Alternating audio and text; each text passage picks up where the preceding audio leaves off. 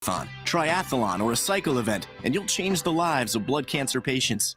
I am committed. I am TNT.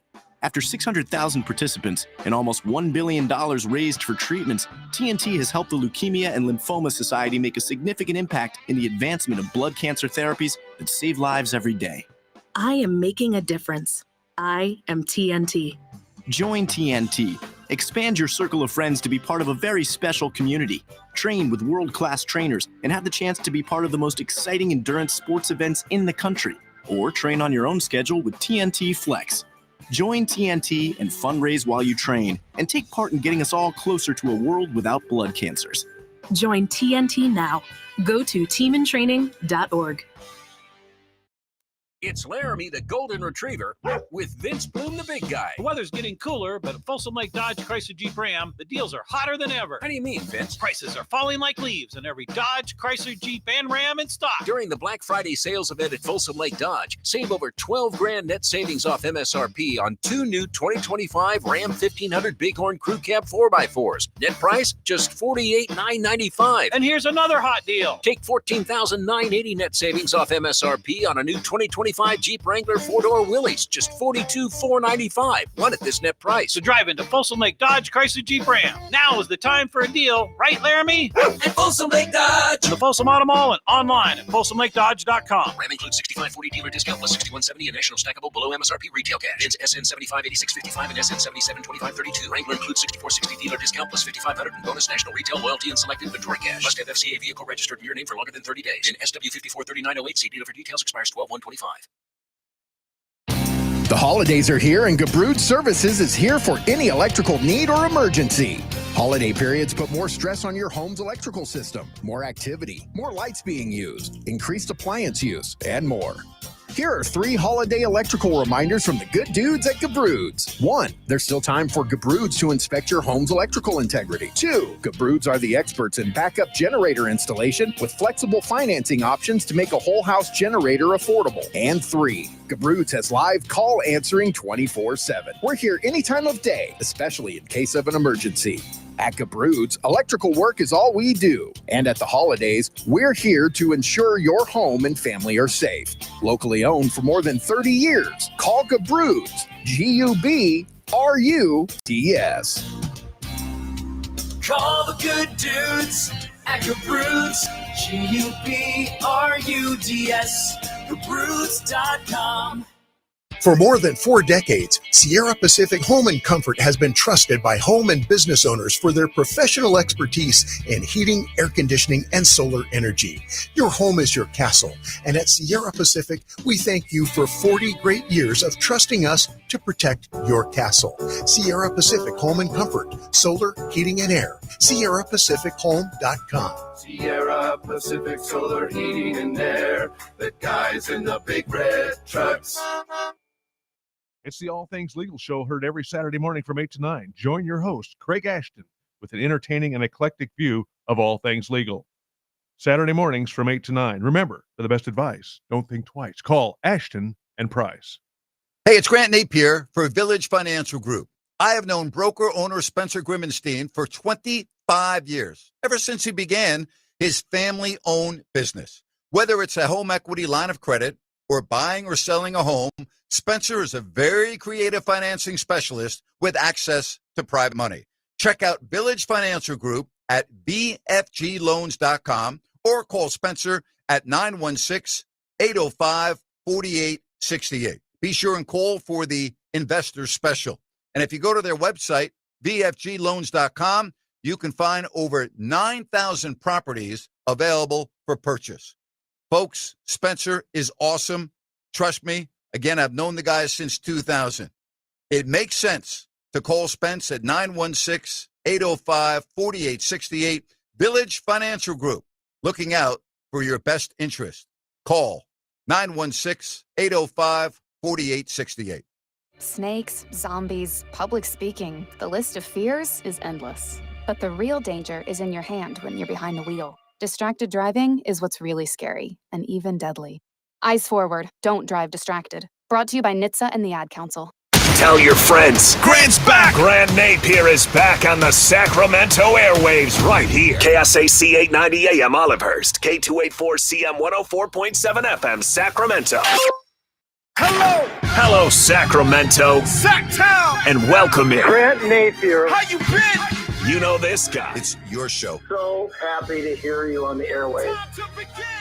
2+ decades on the radio with you. Just the start of an incredible journey. Now he's back on Fox Sports 104.7 FM and 890 AM. 3 to 6 every day, Fox Sports Sacramento. The phone number? 916-779-0929. His name? Grant Napear.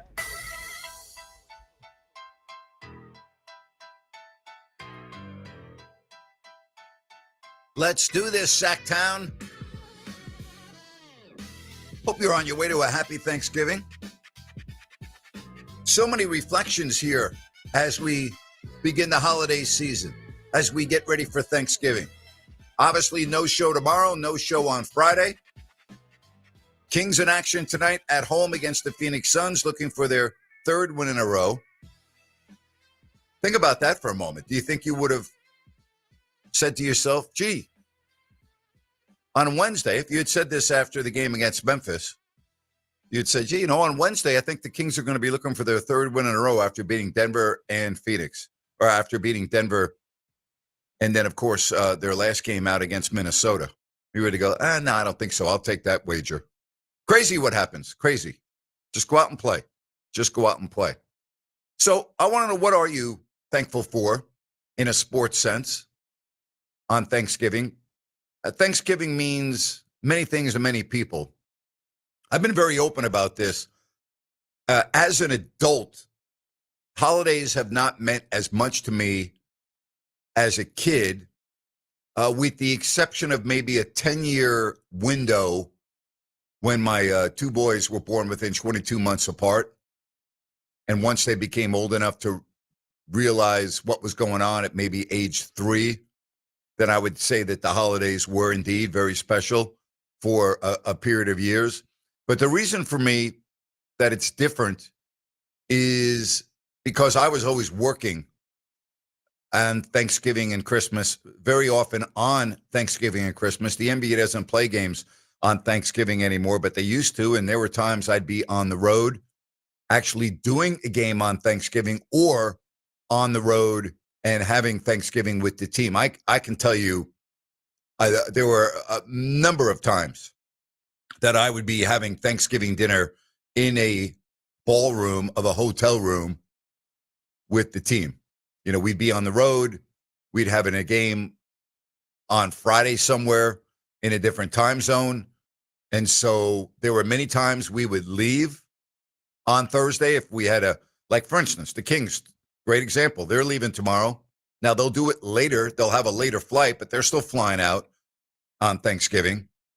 So that was always my life. It was always like, okay, well, Thanksgiving is like on the road. And same with Christmas. There were games before and after. And more than anything else, if you didn't play on Christmas Day, and the Kings had 3 Christmas Day games, I was thankful just to have a day off. And I mean a full day off, where I didn't have to do a radio show and I didn't have to announce a game. And I was thankful that I could actually watch all the games. Like, to me, Thanksgiving, and my memory of Thanksgiving has always been waking up with the Detroit Lions game on TV when I woke up. Because, as a kid, you sleep in, right? And my dad did all the cooking in our house, and he loved it. Like, it was his deal. And so my dad would get up early, and he would do literally all the cooking, including all the desserts. And so I remember as a kid, every year, waking up and walking into the one room in the house that had a TV and watching the Lions game, which was always on first. That was my memory of Thanksgiving. And my dad would always plan the meal around after the second game. There were only 2 games back then, not 3. And if by some chance Thanksgiving was going to start while the game was still going on, the TV would be on in the background where we could see it with no volume. But that's Thanksgiving for me as a kid. As an adult, totally different. You know, in college, I remember being in St. Lawrence for a big college hockey tournament. I remember being in my hotel room where it was like 5 below zero outside. And I remember watching the Lions and the Giants. And that was the game where Lawrence Taylor picked off a Lions pass and ran it back 98 yards for the touchdown. And I remember going absolutely crazy and screaming in my hotel room. And then I realized, you know, hey, moron, you've got to call a hockey game tonight, and you got to call a hockey game tomorrow, and you're not going to be able to talk to anybody because you don't have an analyst. So pipe down and save your voice. So I was going crazy in the hotel room watching the Giants and the Lions on Thanksgiving Day. So like when I think of Thanksgiving, it always has a sports theme around it. Always has.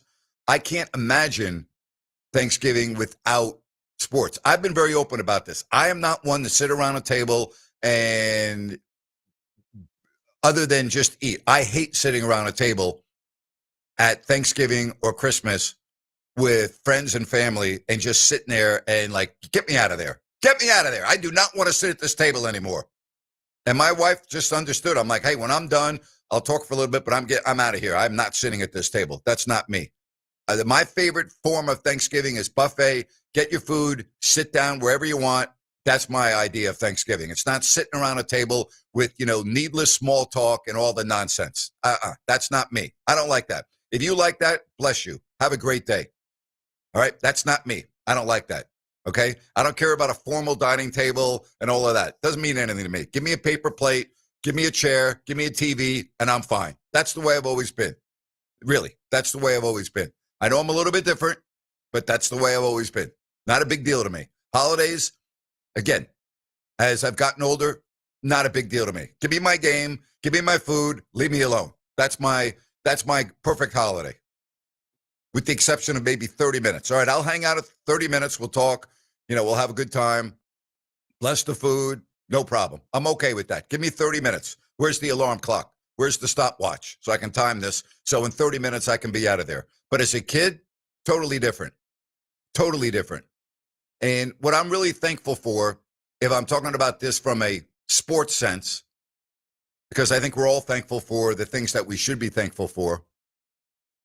From a sports sense, like I'm thankful that I was born into a family where sports was the top priority.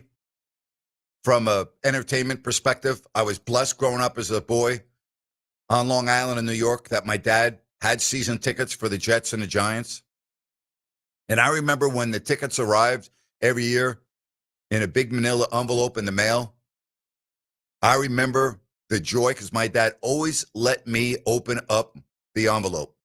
Even as a 4-year-old and a 5-year-old, he would always let me open the envelope when he came home from work because I knew what it was. And he would let me open it. And it was so funny because the Giants tickets were very bland. They were just, you know, just bland. There's ink on a paper. The Jets tickets had the team's helmets on each ticket. So if you're going to the Bills game, it was a Bills helmet. If you're going to the Colts game, it was a Colts helmet. And they were more classy looking. And I used to love that. You know, I used to love that. I remember that vividly as a kid. And so I was blessed, and I'm so thankful that I grew up in a house where on Sundays during the fall, we were going to an NFL game. Every single Sunday, I was at an NFL game, or almost every single Sunday. We didn't go to all the Jets games. We probably went to half. You got to remember, it was a 14-game season. So we would go to 3 or 4, but we went to every single Giants game. And there was nothing for me like being a boy, being a little boy, and some of my fondest memories was walking into the stadium with my father and my brother, whether it was Shea Stadium, whether it was Yankee Stadium, like the thrill, the energy was just unbelievable. I'll never forget walking into Yankee Stadium, 80,000 people at the old Yankee Stadium, 80,000. Right? And you're watching some of the just most unbelievable players to ever play in the NFL, even to this day. Like, that was a thrill for me. I mean, I'll never forget it. You know, I watched Johnny Unitas play at Shea Stadium. I watched some of the greats of all time, all the great Raider teams, all the great Steeler teams. I was there, watched them play. It's phenomenal. And so I'm very thankful for that. I'm thankful that, you know, we'd go to church in Manhattan, an hour drive from where we lived on Long Island.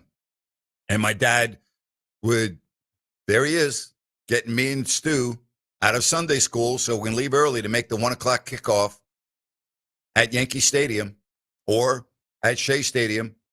Get on the subway, get off at right there at the stadium. Yeah, I was very blessed to do that. I was blessed to grow up in an environment where it was easy for my dad to get tickets to go to the Rangers on Sunday afternoons. And very often we'd be at a matinee Sunday New York Rangers game. Always sitting up top, always in the balcony. Just the thrill for me to be at the game. Couldn't get Knicks tickets, so we never went to a Knicks game. College games.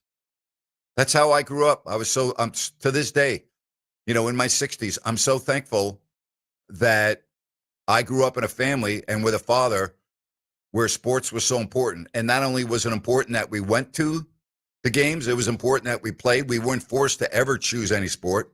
Never. But my brother and I, we did play the same sports, both football and lacrosse. I was much more into hockey as a player than my brother. I don't think my brother ever played hockey. Chris Russo and I and another friend would go to the rink every single day without fail in grade school. From the session was 4 to 6, 2-hour session. And I would put on the hockey skates and I would be out at the community park every single day. And I became a great skater, not a good skater, a great skater. And I used to love playing hockey. Used to love playing hockey. And we would always play pond hockey. I was so thankful to, even though I hate the cold weather now, I was so thankful to grow up in an area where the ponds would freeze over.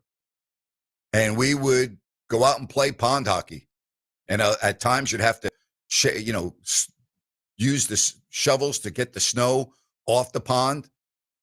And there were a lot of air bubbles in ponds. I don't know if you're aware of that. Very rarely would you get a complete thin sheet of ice like you would if you were going to a rink, but it was okay. And then you would take the snow and put it behind the goals that you'd build goals with pieces of lumber and things like that. And you would put the snow behind the goals to stop the puck, right? Because even the goal that you would build with wood, you couldn't really stop the puck. And you didn't want to have to chase the puck all the way to the other end of the ice. And very often, if the ice wasn't super thick, it would be a little loose around the edges and, the puck could go into the water. So I remember doing all of those things. And I really, from that aspect, I was so thankful to live in an area where we could walk to the pond, put the skates on, and go out and get the ice ready to play. And we'd be out there, honestly, we'd be out there for hours. I was such a great thrill, regardless of what we were doing in terms of the time of the year. If it was frozen and it was frozen enough where you could play, we didn't do anything stupid. We didn't take a chance. If we were very safe. And we knew the ice was frozen solid. We weren't like, over here. No. We made sure the ice was frozen solid. I'm thankful to grow up in an area where that was part of my life because, it was great. I'm thankful that I grew up literally, I want to say, in terms of a walk, I would say 200 yards from the grade school, Split Rock School that I went to and the house that we grew up in Syosset. It was very close, and I would always run home for lunch, put my grilled cheese on the skillet, and then eat my grilled cheese walking back to the school to reserve the basketball court for my friends that took the bus that had to eat lunch at school. And I'd be out there ahead of anyone. I'd be the first one on the court with the basketball. I'd be shooting, and then my friends would come out after lunch. and we'd play basketball, and I would announce the game and play the game at the same time. Like, I'm thankful for all of those experiences that I had, which have really shaped me into my career. There's no way I would have been doing this without my dad. There's no way. I wouldn't have had the sports background. I wouldn't have had the love for sports. And I probably would have ended up being a pilot because I was infatuated by air travel as a little boy. And very often, all of the planes from particularly Europe would fly right over my house. And even though Kennedy Airport was about, without traffic, 30 to 40 minutes. That's without traffic. So the approach, part of the approach in the Kennedy Airport brought all of the planes right over my neighborhood. And I used to be out in the front yard looking at the planes. And sometimes they would be low enough, sometimes where you could actually see the lettering on the side of the plane and on the tail, even though the planes were still pretty far away from Kennedy Airport. But back when the 747s, and then I remember when they had the Concorde out very often, if I was in the house, I would run out because I can actually hear the different pitch in the engines that I knew it was the Concorde. And that was the coolest thing in the world. All right. The coolest thing in the world for me to see the Concorde flying over. It was unbelievable. It was just incredible. So, like, I'm thankful that I grew up in an area where there was sports, and there was always sports going on. Whether it was the teams that I rooted for or the teams that I did not root for, there was always sports. And growing up as a kid, whether it was being at the NHL All-Star game where Bobby Orr fell down being introduced, or being at the Holiday Festival and watching Pete Maravich, Pistol Pete, play when he was with LSU, or being at the Milrose games, some of the great track and field stars, including Marty LaQuarrie running the mile, which to this day is one of the most fascinating, incredible sporting events that I've ever seen. He was unbelievable. And we were at the Milrose games every single year at Madison Square Garden. So it wasn't just football. It wasn't just hockey. My dad took us to everything. And we were so lucky. And again, the tickets didn't cost a lot back then. We never sat close to the action, and it never mattered to me.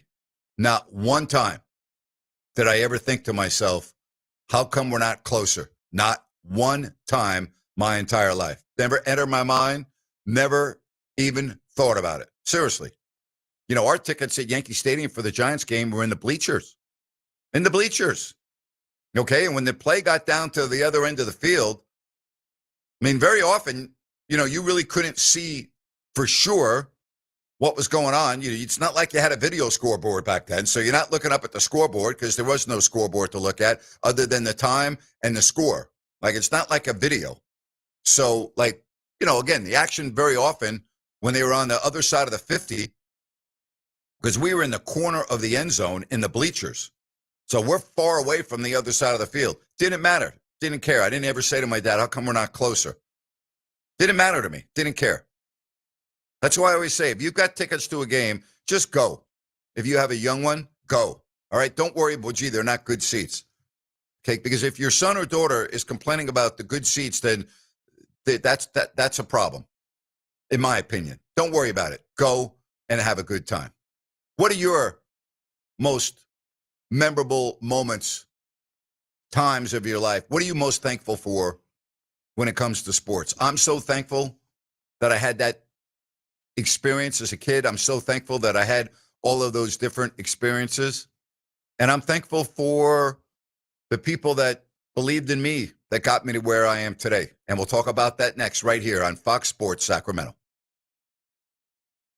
It's Laramie the Golden Retriever with Vince Bloom the Big Guy. The weather's getting cooler, but at Folsom Lake Dodge Chrysler Jeep Ram, the deals are hotter than ever. How do you mean, Vince? Prices are falling like leaves on every Dodge, Chrysler, Jeep, and Ram in stock. During the Black Friday sales event at Folsom Lake Dodge, save over $12,000 net savings off MSRP on 2 new 2025 Ram 1500 Bighorn Crew Cab 4x4s. Net price, just $48,995. And here's another hot deal. Take $14,980 net savings off MSRP on a new 2025 Jeep Wrangler 4-door Willys, just $42,495. Run at this net price. So drive into Folsom Lake Dodge Chrysler Jeep Ram. Now is the time for a deal, right, Laramie? At Folsom Lake Dodge. The Folsom Auto Mall and online at FolsomLakeDodge.com. Ram includes 6540 dealer discount plus 6170 and national stackable below MSRP retail cash. Ends SN 758655 and SN 772532. Wrangler includes 6460 dealer discount plus 5500 and bonus national retail loyalty and select inventory cash. Must have FCA vehicle registered in your name for longer than 30 days. In SW 543908, see dealer for details. Expires 12/125. Hey, it's Grant Napear.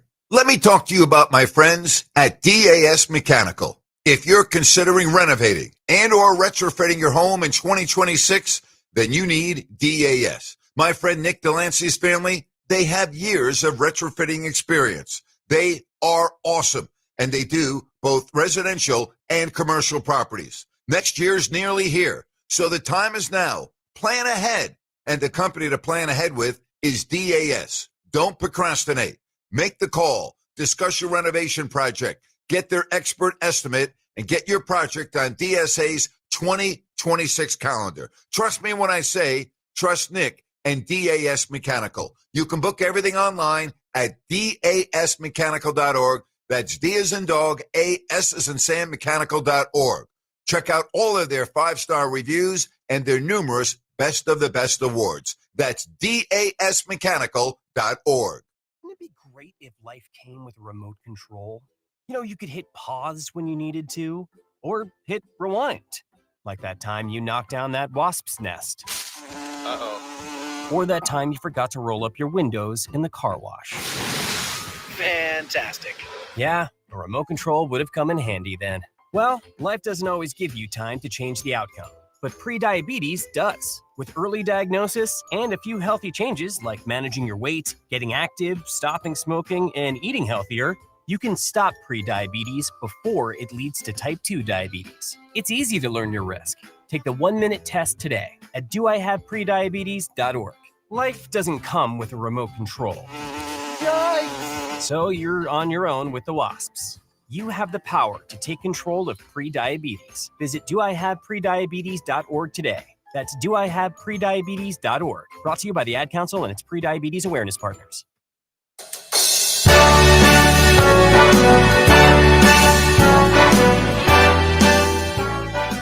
Love it. Love it. Wow. Thank you, Rhino. Good stuff. 916-779-0929. Why don't we bring in Big Al? Big Al, thanks for calling the show today. Big Al, it's your turn right here on Fox Sports Sacramento. Well, I won't take the time with you, Grant. I'm telling you, and this is seriousness. My goodness. What do you call it? Vulnerability, whatever. But your little dissertation on your life and such, my goodness, that was outstanding. Seriously. Thank you. I just loved it. It reminded me, you talk about your dad, yeah. And I had my dad, my mom too. So as a kid, I grew up in Orange County, 3 miles from the Magic Kingdom. Mom would take me to the Big A, the new Big A, Angels, early 60s. And for what seemed to be just cheap, dirt cheap, I got a free ticket. She paid, I want to say $5. And we're not talking bleachers. We're talking about, kind of out, field level, but way out third baseline, right? And now this is how great this man was, the great Gene Autry.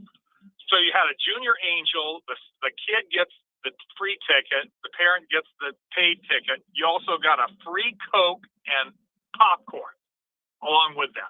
And you saw 6 games during a course summer break, somewhere between June and August. And so I got to see, for instance, that Mom's favorite was your people, the Yankees. She loved Mickey Mantle. That was her favorite player of all time. So I just want to remember that. And then, of course, Dad and I, we went when he got transferred. We moved up here. We went to the old Candlestick, and froze our flunkies off and all that. Those are some good memories. Those Love were it. good memories. And Dad was, same thing as you. I mean, because he wasn't making, great coin and such, but he did take me to a playoff game. 71, Giants Pirates, game 1. I think it was, I want to say it was Perry against, I can't remember the Pirate pitcher, but I saw what I thought was the longest home run I ever saw. Willie McCovey jacked one out in right field into the parking lot. That's before they had the upper deck. Sure. It was mammoth. Awesome. We all went away happy. So that's it. Anyway, and Al? the other thing Go ahead. is, of course, I'm a Lakers fan because I grew up down there. No offense. Hey, how about this for the Kings and Lakers? We both need something. So this is a guy I liked him a lot. One of the leading scorers.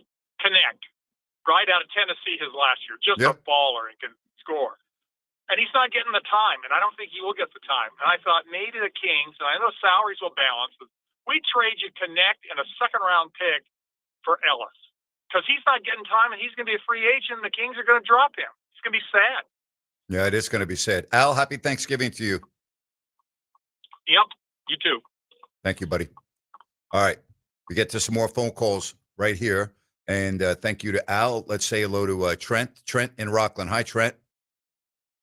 Hey, Grant. Great to talk to you again. Happy Thanksgiving. I shook Arnold Palmer's hand once, and I brought a bottle of Pennzoil to the Franklin Fun Shark Shootout down in Thousand Oaks one year, and I was just amazed by the whole interaction. I know they're bringing back the Skins game this year on, I guess, Amazon Prime or something, but I really miss, Vin Scully commentating on the Skins game back in the 80s when they had it. But anyway, I brought this boy with me, and I just said, "Hello, Mr. Palmer. It's great to see you." And he turned right around, looked at me in the eye, and put his hand out, and I just grabbed it, and he had the steelworker handshake, and it was the most amazing handshake I ever had. And he looked me right in the eye, just like he was a class man. He was a class act.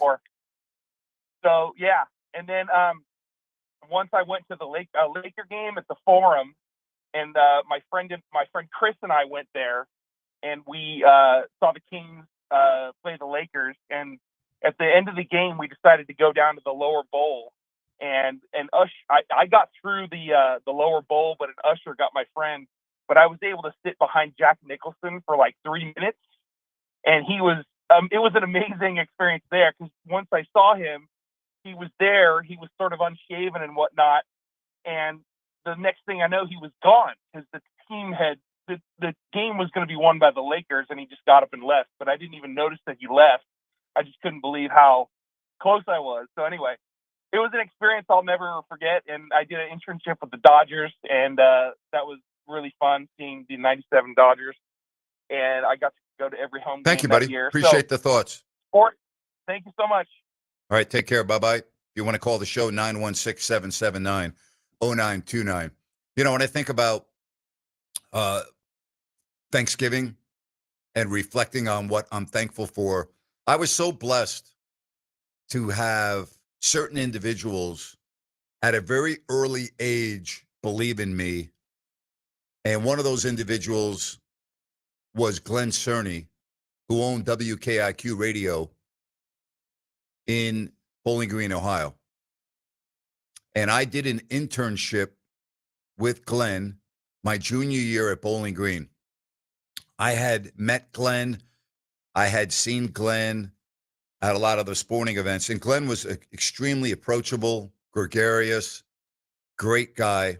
Ended up truly being one of my best friends in life.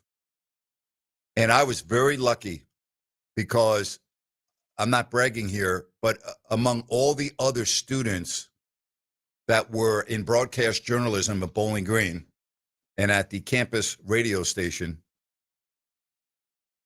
WBGU Radio, I was really the only one that had quote unquote experience, because I had a radio station in my high school in Syosset, WKWZ, and I had been doing play-by-play on my own since I was in grade school. And so when I went to the campus radio station, I'll never even forget this. Back then, those that were juniors and seniors were like blown away at the things that I'd already done, but there was seniority there. So you didn't walk in as a freshman and start doing Bowling Green football or Bowling Green basketball or Bowling Green hockey. Like, it didn't work that way. But with Glenn, when I walked through his doors for the first time at WKIQ Radio as an intern, I was so unbelievably lucky because as part of my internship, I did 2 shows a week, 15 minutes long. They were like sports, like magazine shows. And I would edit the shows. I would gather all of the content for the shows. And then I would host the shows. And back then, when you edited, it was done with a razor blade, like a little vise, and tape. That's how you would edit audio tape back then. It was tape. It was thin, brown, like 1/4-inch tape that would be on a reel. Okay, so it was when you played anything back then for a show, it was reel to reel, and you would edit. Okay, you would edit diagonally, and you would splice the tape together, and you would rock it back and forth so you could hear when your voice stopped, and then you would take the razor blade and you would make a diagonal cut. All right. Then you would piece the tape together, and that's how you would do it. And I did that twice a week. And at the time, Glenn's wife, Sue, was pregnant. And as they got closer to the due date, Bowling Green hockey was still playing, and Glenn did all of the road games and many of the home games, but Glenn loved doing hockey. And so he said to me, I want you to do the hockey games this weekend because I think Sue's going to have the baby. And we were playing in the Upper Peninsula at Lake Superior. So I was so blown away. I'll never forget walking to the station because I had to pack all of the equipment. And I'm packing the equipment, and I'm packing it not only once, not only twice, but I did it 3 times. I packed it, I unpacked it, I packed it, I unpacked it, I packed it, I unpacked it 3 times. And the reason why I did that is every time that I went to pack it, in my mind, I was setting up the equipment at the broadcast table. Because, it's not like you go anywhere and you forget something and it's right there. No. You better make sure that you have what you need. You better make sure you have a backup. You had to bring a telephone, like literally. I had a big brown carrying case. I put all the equipment in, an extra microphone. All right. Make sure I had batteries in my tape recorder for my interviews. Make sure I had extra batteries. Make sure I had this. Make sure I had headphones that work. Plug the headphones in. Make sure they work. Bring a backup pair of headphones. Make sure it works. And we actually flew to that game in Sault Ste. Marie, which I love flying. So we busted Detroit and flew to Sault Ste. Marie. And I did the game Friday. I did the game Saturday because you had 2-game series in college hockey, both on Friday night and Saturday night. And I ended up doing about 3 series as a junior.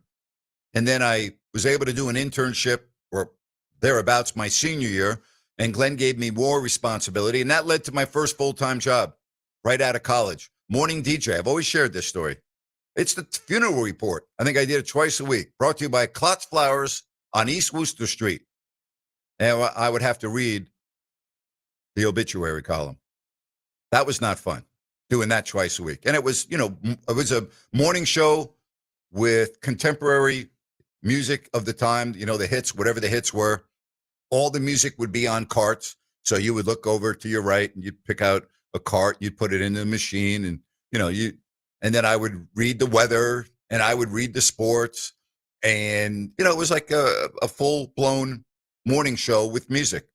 And I did that. I was an account executive. So after I got off the air at, I think it was 10 o'clock, I was 6 to 10, maybe 6 to 9. By the way, mornings at Bowling Green, getting to the radio station at 6 o'clock. Let me just tell you something right now. That was not fun. That was not fun. And reading the funeral report brought to you by Klotz Flowers on East Wooster Street. Yeah, one of the real fond memories of my broadcasting career. And then I was also the sports director. So I was doing a lot of sports. right out of college. And I believe my paycheck was $227 on the 15th. And now, you know what? Actually, we got paid every 14 days. So the months, sometimes, like, I think once a year we got paid 3 times in a month. And boy, it was like, there is really a God. Thank you very much. I'm getting an extra paycheck for $227. Glenn put great faith in me. And without Glenn, without him believing in me, I think my career path would have been different. I don't know if it would have been accelerated as fast, but to be 19, 20 years old, announcing Division I college hockey all by myself, the play-by-play, the interviews, the in-between periods, the pregame show, the postgame show. To this day, that's one of the great times of my life. I love college hockey. It was Division I. Bowling Green was a national powerhouse. George McPhee on that team, Brian McClellan, Kenny Morrow, Mark Wells, who went on and played on the Miracle on Ice on the 1980 team where they won the gold medal at Lake Placid. So many other players from that team. Gary Galley, NHL. Dave Ellett, NHL. Long NHL careers. I was so blessed to be the voice of, one of the voices of Bowling Green hockey at such an early age and getting to know who to this day is one of my dearest friends on the planet, and George McPhee.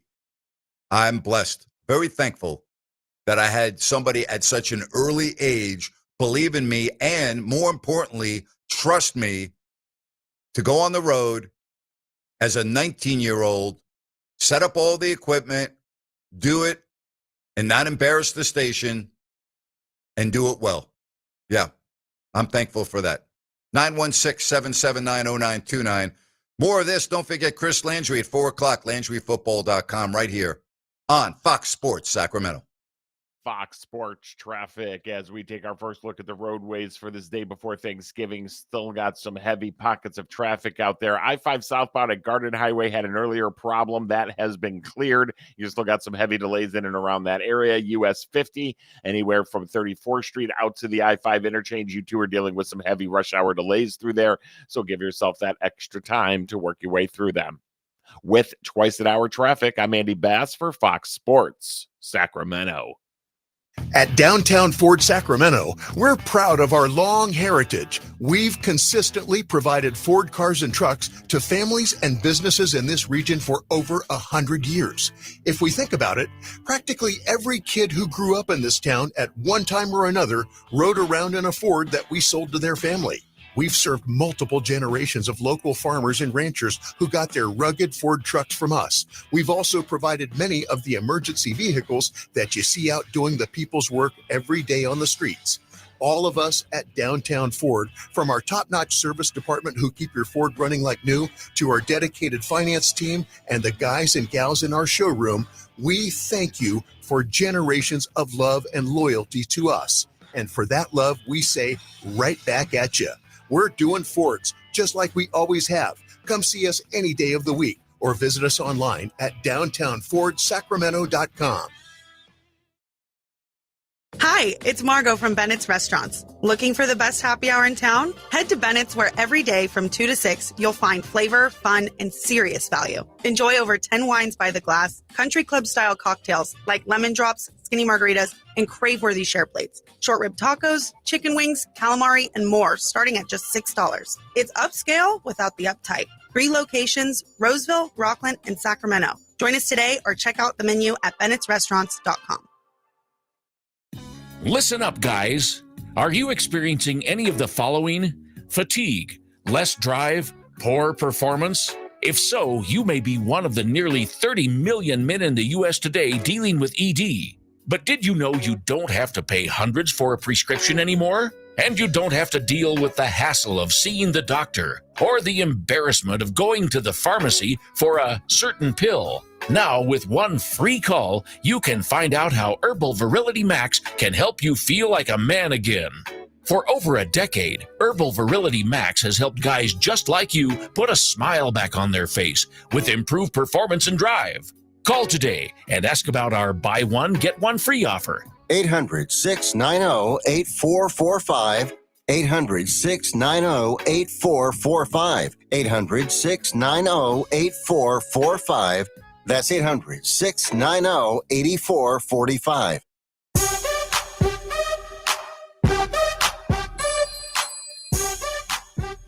Grant Napear back here on Fox Sports Sacramento. I am very thankful for the sponsors of this show, one of them being DAS Mechanical and Nick Delancey, who's awesome. And after meeting with Nick, I understand why DAS is as good as they are. DAS Mechanical with so many 5-star reviews and numerous best of the best awards. That means a lot to me when I am doing something like heating and air. HVAC retrofit and service specialist. Again, they're awesome when it comes to retrofitting and service. They also do new systems. And, if you need a new system, right now is a great time because there are rebates up to $6,000. Ideal for homeowners, businesses, for commercial maintenance, serving Sacramento and Placer counties. Again, HVAC retrofitting and service, that is their specialty. Go to dasmechanical.org, D as in dog, A-S as in Sam, mechanical.org. And should you need financing, there are many options available, including 0% interest for 18 months. Schedule everything online. They'll walk you through every single step of the process when they come out to your home. That's dasmechanical.org. All right, let's get to Dave in Elk Grove right here on Fox Sports Sacramento. Hi, Dave. Hey, Grant. How you doing? Thanks for taking my call. Pleasure. Hey, I did not know your passion for hockey until you came back on the air here on Fox Sports a while back. So I appreciate it. I'm a big hockey fan myself, but I didn't know your affiliation with Bowling Green. My favorite all-time NHL defenseman, Rob Blake. Rob Blake, sure. At Bowling Green. Yeah, he was after I left. I probably- never met Rob. He came after I left. Yeah. I was a season ticket holder in Los Angeles for many years for the Kings, and I watched him through the Gretzky years and the Stanley Cup finals, and probably had the best hip check of all time. Finally got his Stanley Cup in Colorado. But Bowling Green, great hockey history, and I did not realize that you had an affiliation with that. Let me just pivot real quick. I'm the guy that always calls in from Elk Grove with the diehard Bills fan. When do you do your top 5 and bottom 5 every week? Because I'm coming up. That's great. I'm having Chris Landry on at 4:00, and then in the second segment of the next hour, I'm doing my bottom 5 and then my top 5. So that's coming up right after Chris Landry at 4:00. And just so you know, the Bills are not on my list, so you don't have to wait. You don't have to wait in anticipation. The Bills, to me, no, I know. I'm going to tell you, I think the Bills to me are one of the most disappointing teams in the NFL season. Even though they're 7-4 and in all likelihood will be in the playoffs, they are really disappointing to me. They're disappointing to me too, and I've been a fan for 60 years, so I get it. I knew they weren't going to make your top 5. I'm just hoping they weren't going to make your bottom 5. No, I can't have a team at 7-4 in my bottom 5. That's not possible. Yeah, no, I know. Well, I'm looking forward to hearing that, Grant, and thank you for taking my call. Happy Thanksgiving. You too, Grant. Thank you, Dave. Appreciate that. Yeah, Rob Blake, great player. But he came right after I left, and I did not have a chance to meet Rob Blake. But that era, I love hockey. I just think it's such a pure sport. It's a great sport, and the people in the game of hockey are how do I want to say the word best, but of all of the sports that I've covered, and I've been blessed. I've never done baseball, but I've done the NFL, and you know about the NBA. Okay, and obviously I've been around hockey my whole life because of George, and I had a chance to do Sharks games and travel with the Sharks and meet a lot of people in that organization, both players and coaches. There's just hockey. The people in hockey, they're the best. I mean, they really are. They are the absolute best. From the referees, and I have a lot of friends that are officials in all 4 sports: football, hockey, baseball, basketball. Boy, I love hockey. And I've always said this, and I've been very open about this. If I could have been a hockey announcer, instead of a basketball announcer, I would have done that in a heartbeat. Now, that doesn't mean I wasn't thankful. I'm not grateful for my 32 years of an NBA announcer. I'm not saying that. I'm just saying, if you ask Grant Napear to make his wish list, my wish list would have had NHL announcer at number one. It would have been number one. And I am so thankful that I took the initiative back in the 90s to call up the media relations director with the San Jose Sharks and said, hey, do you have a spot that I could sit at where I could do a mock play-by-play game? And he said, yep, I've got you. And so I drove down to the tank, had my cassette tape recorder, and I announced a Sharks game. I don't even remember who they were playing. And I sent that tape to Mark Stolberger, who I'm still in touch with today. He lives in Houston. And Stolberger, he always called himself Stolberger. If you called him up on the phone, he would answer the phone, Stolberger. I'm like, okay. But I sent him the tape. Didn't hear anything back from him. And a couple of weeks later, he called me. He said, Grant, Mark Stolberger here. That time he did say Mark. He said, listen, man, I listened to your tape. You're a really good hockey announcer. I'm like, thank you. He goes, no. He goes, you're really good. I said, thank you. That's exactly what he said to me. He said, listen, Randy Hahn's going to miss some time. Can you do the Sharks games? And I said, well, what are the dates? I got to see if I can make it work. And I'm thinking to myself, I'm going to make it work no matter what. But that's what I said to him. And so all the dates worked. And I said, yeah, I'm in. And the first game that I did was against Vancouver. And like, you know how some things are like meant to be? It was just meant to be that my first NHL telecast was against a team that I knew everything about because of George McPhee, because the year before, the Rangers played Vancouver in the Stanley Cup Finals, and I had just been to games 3 and 4, 5, 6, and 7. I was at all the games. I knew Vancouver like the back of my hand. I knew their players. I didn't even have to like memorize the roster that much.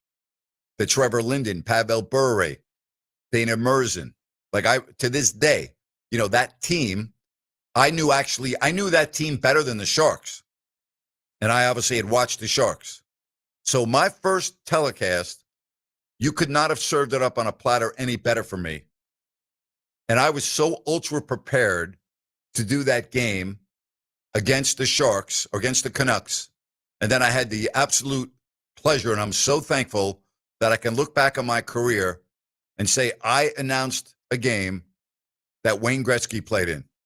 We were at the Great Western Forum, Kings, Sharks, Wayne Gretzky, Yari Curry. But like, I, to this day, think about how blessed I am and how thankful I am that I had a chance to announce a game with Wayne Gretzky. On the text line, 209, I'm thankful for my dad.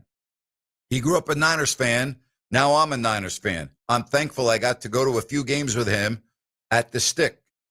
But the most exciting part, he worked for the city of Stockton, and when the Niners had training camp at UOP, he got access on the field. I got to meet Jerry Rice and Steve Young, and now I have a son of my own, and taking him to Niner games because of my dad, I can make memories with my son. That's what it's all about.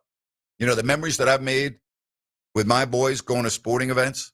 Every year we would fly back, normally Labor Day weekend, for the Giants game. I remember all of the times we were at the Giants game. I took my son Trent to his first Giants game at age 4. Monday Night Football against the 49ers. And he not once asked to go to the restroom. He not once asked for anything. He sat there enthralled with the game as if he had been going to the game for 20 years. He acted better than a lot of the adults next to us. And same thing with Chase and their love for sports now. They both are in the sports field. It's incredible to be able to pass that on to your kids. And we went to road games. We went to the playoff game in Dallas when the Giants were on their way to their Super Bowl in 2007, when they beat the Cowboys, the number 1 seed. We were there. We went to the Super Bowl the second time they beat the Patriots. We would every year be at games in New York. Yeah, those are great memories. We would always go to Oakland when the Yankees came into town. There's nothing quite like sharing sports memories with your family. Like, you talk about, would I much rather sit around a table with my family or be at a game with my family? Are you kidding me? Like, I really have to answer that question? Give me my kids or my father and my brother, put us at a live event. There's nothing better in the world. And to this day, I still feel the same way. There is really nothing like going to a big time game. And it doesn't have to be like the two best teams in the league. I'm talking about the energy that you get pulling up to a parking lot. All right. And we rarely parked. Matter of fact, never parked in the parking lot until my brother, sometimes we would park far away. But my point is, there's nothing, in my opinion, nothing that matches being in the parking lot at an NFL game or a big college football game around the stadium. There's just nothing like it in the world. Nothing. There is nothing to me like being at a big college football atmosphere. And I worked in Champaign for 3 years. And that's when Mike White was the coach and Jack Trudeau was the quarterback. And they had a really good team. And being outside the football stadium for a couple of hours before the game on a Saturday afternoon, nothing like it. Being outside of Giant Stadium in the parking lot for a big game or even a not so big game with all of the different people that you see tailgating and the warmth and everything else, like it is unfreaking believable to me. Like to me, there is no greater feeling as a fan than being in those environments. I live for it to this day. I love going to the SEC college football games. I took my boys last year to the Alabama game.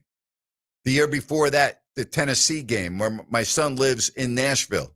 And they were both night games. So we had all day to experience like the real flavor of being in a college town on game day and the buildup and the fun and the fanatics that plan their lives around Saturday afternoons. I mean, you just, to me, can't beat it. Give it to me. I can't ever imagine saying I don't want to go to a big college football game or an NFL game.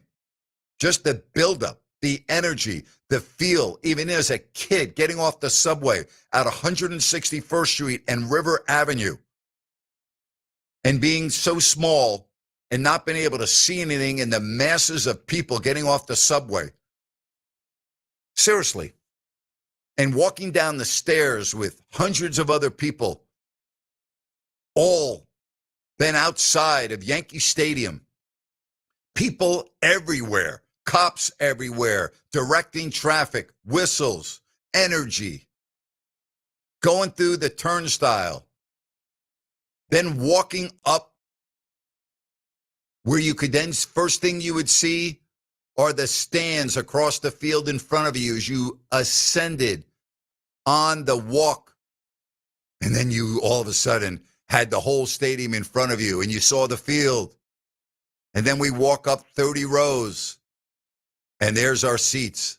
1, 2, and 3 under the French's mustard sign in the bleachers at Yankee Stadium. I've died as a kid and I'm in heaven. Saying hello to the same people year after year after year after year after year. Same people. Don't even know their names. But you see them sitting in the same section. You have to get up and go to the bathroom. When you come up, you're looking at people and you're like, well, saw them 2 weeks ago, saw them 4 weeks ago, saw them last year, saw them 2 years ago, saw them 3 years ago. Then when the team moved and go to their new stadium, fans go from the same section to that section. Then 10 years later, you see them there. 20 years later, wow, the kids that were there that were my age are now there. And they're, oh, wow, who's that? Oh, they're with their 3-year-old and 4-year-old and 5-year-old. 10 years later, wow, They're teenagers. I'm getting old. Oh, my God. Right? I mean, like, that's the best. It's my life. I'm so thankful that I experienced all of that. I'm so thankful that I experienced all of that. There's nothing like it, in my opinion. Rhino, you got one for me? Yeah. I would just say that I am incredibly grateful for what sports have taught me and the people that they have connected me with, because without sports, I don't know really probably who I am. That's how much I've learned from playing and those within them. And Grant, I'm a firm believer, what you give to sports, sports gives back to you. I agree with you 100%. Absolutely. Yep. I think that is very well said. 1 hour in the books, getting ready for Thanksgiving. Chris Landry, LandryFootball.com. We'll see if he has any inside info on Lane Kiffin and the rest of the football story next, right here at the Grant Napear Show, Fox Sports Sacramento.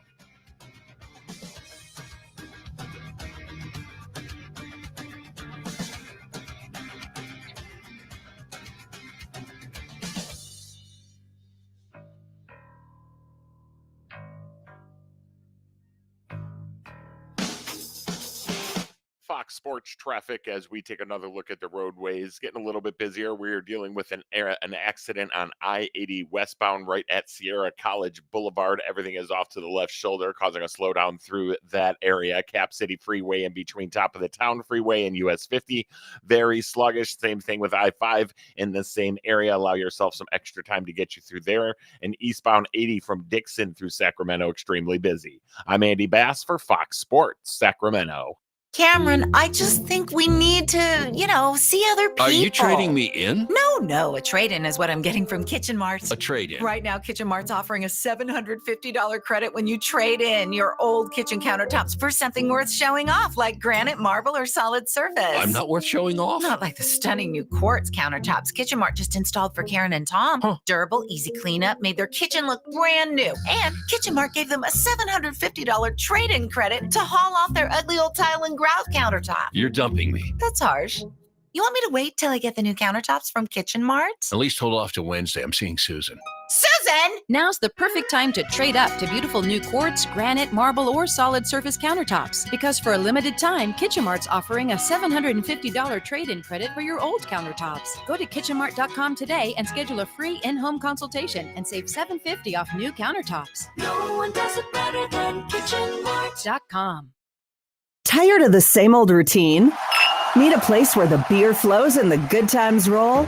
Then head to Fieldhouse American Sports Pub, 1833 Fulton Avenue. Family owned and operated, so you know you'll feel right at home. Catch all your favorite games on 18 big screens while enjoying amazing food. And with 28 beers on tap, you're sure to find something you love. And don't miss everyday happy hour from 3 to 7 and again from 10 till close. Looking for more than just the game? Trivia Tuesday starts at 7 p.m. And there's Mario Kart and bingo nights for even more fun, too. There's always a blast happening at Fieldhouse. Whether you're looking for a place to watch the game, grab a bite with the family, or just unwind with friends, Fieldhouse is the place to be. Fieldhouse American Sports Pub, 1833 Fulton Avenue. Bring it to the house.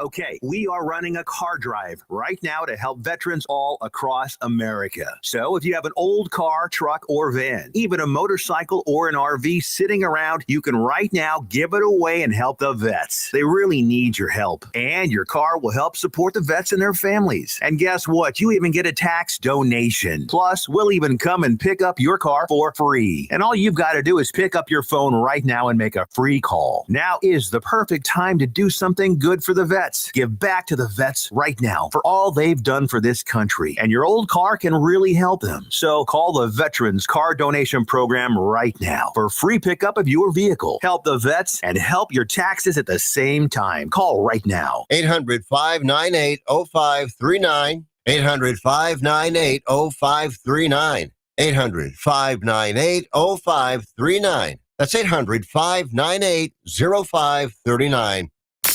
Simply put, There aren't rivals, there's backup plans. nobody on the dial has more star power. Just the start of an incredible journey.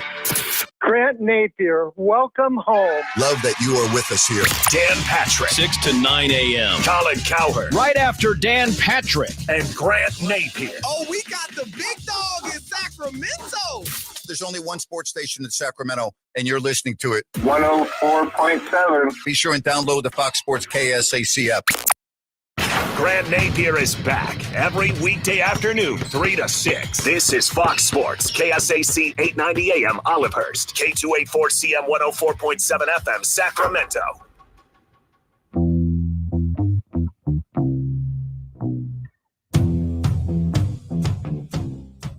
This has got to be the best weekend annually in college football. So many phenomenal games. Chris Landry, LandryFootball.com. Chris, happy Thanksgiving. How are you? Happy Thanksgiving to you and all your listeners, everybody at the station. It always is the best weekend. And, it's the last one, and then we get into the conference championships. And so much going on, obviously, with a expanded playoff. So many more games have an impact on who can be in, who could be out, along with next week, which is going to be big, but less volume of games. And then there's drama that's kind of taking over college football right now with the coaching move, but a potential coaching move. So yeah, it's phenomenal. I usually highlight games in terms of color, in terms of importance. I got a lot of blue graded games, which is the most exciting games of the week. It's a lot of fun. And then what a great week, in the NFL, and we got two great games for Thanksgiving Day in the NFL and some other good ones this weekend as that's coming down the stretch, of course. Do you think it's odd the way Lane Kiffin and Ole Miss are handling this upcoming announcement? It is. I've thought a lot about it, and I'm not quite sure how else you would handle it. People will criticize Lane due to his history, and they'll say, well, he should be staying. Well, isn't it his decision where he wants to coach? And meaning, I can tell you that if you took 100 coaches that they had a chance to be the head coach at Ole Miss or LSU, I mean, they're pretty much all unanimously want to go to LSU. That's the better job. It's unfortunate that the calendar in college is all messed up because he's got a team that if he wins against Mississippi State Friday, they're going to the playoffs. Well, he wants to coach that team in the playoffs. He's not wanting to leave that team. But what is he to do? Pass over an opportunity of a lifetime? Because and say, I guess that's what people want him to do. Well, that's fine if that's the way you think. I don't mean you specifically, but people out there. What about if it were you? And it's your life. I thought a lot about that, and I think it's very, very difficult. Look, here's what I think happened. I think Ole Miss said last week, it's pretty obvious. I know this, that Ole Miss, Florida, and LSU all think he's going to LSU. Now, last week, in the meeting that Keith Carter had with the Lane Kiffin, the athletic director, I think he got the strong sign that Lane was going to leave. So, but they do know this. If they don't win against Mississippi State, they probably miss the playoffs. Well, what's the best chance of them winning? To keep everything focused as much as possible, have Lane coach it, and Lane wants to take this to the finish line. It would be almost tragic from a football standpoint if they lose and they miss their chance at a playoff. And I think if he gets them into the playoffs, it's going to be up to Ole Miss to say, yeah, but, if you're going to go, then you're not going to coach. And, I think I understand Ole Miss's standpoint. I just think it doesn't happen that way in the NFL. You go ahead and finish the season, and then you go coach somewhere else. It's a really messed up situation. I'd like to use a stronger word with the college calendar. Chris, Nick Saban talked about this last week in College Game Day, and I want to get your thoughts. Is there a mechanism out there? Is there a new way that college football could do business to prevent this type of a scenario where a coach could leave a team right before they head into the college football playoff? Move signing day further back. Now here's the potential problem. You got to move the portal. Everybody chuckles, but we are dealing about student athletes. Most schools operate on a semester system. So, if you can move the transfer portal back, but if let's say January 15th is when most classes start for the spring, well then, having the transfer portal where everybody's transferring at the end of January, then they miss like school. And I know people again are smirking, but that's the reality. You got to move the portal as far back as you can, move the signing day as far back as you can. And I think that would help to, create the opportunity. Because here in the past, none of this would be an issue if you didn't make the 14 playoff. Now more teams are making the playoff. And I think it's going to be a factor. This is what's happening to Lane is going to happen again and again. In fact, it may happen this year with the coach at Tulane. They may not make the playoffs, but they've got a chance. And he's going to get another job. He's going to have his choice. So he's probably not going to coach his team in the first round of the playoffs either, depending on how that plays out. Or maybe it works out a little different. But that's what has to happen. It for the players need and deserve their coach, and the coach wants to finish them with their season.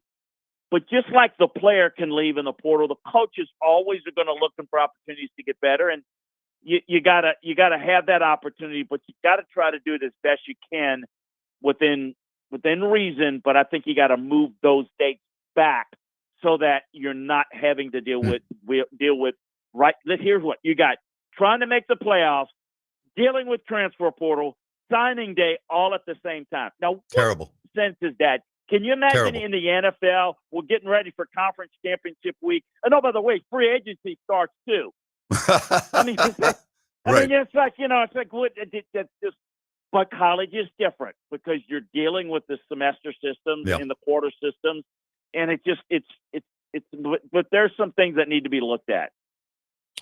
Chris, if you could only watch one college football game this weekend, which one would you choose?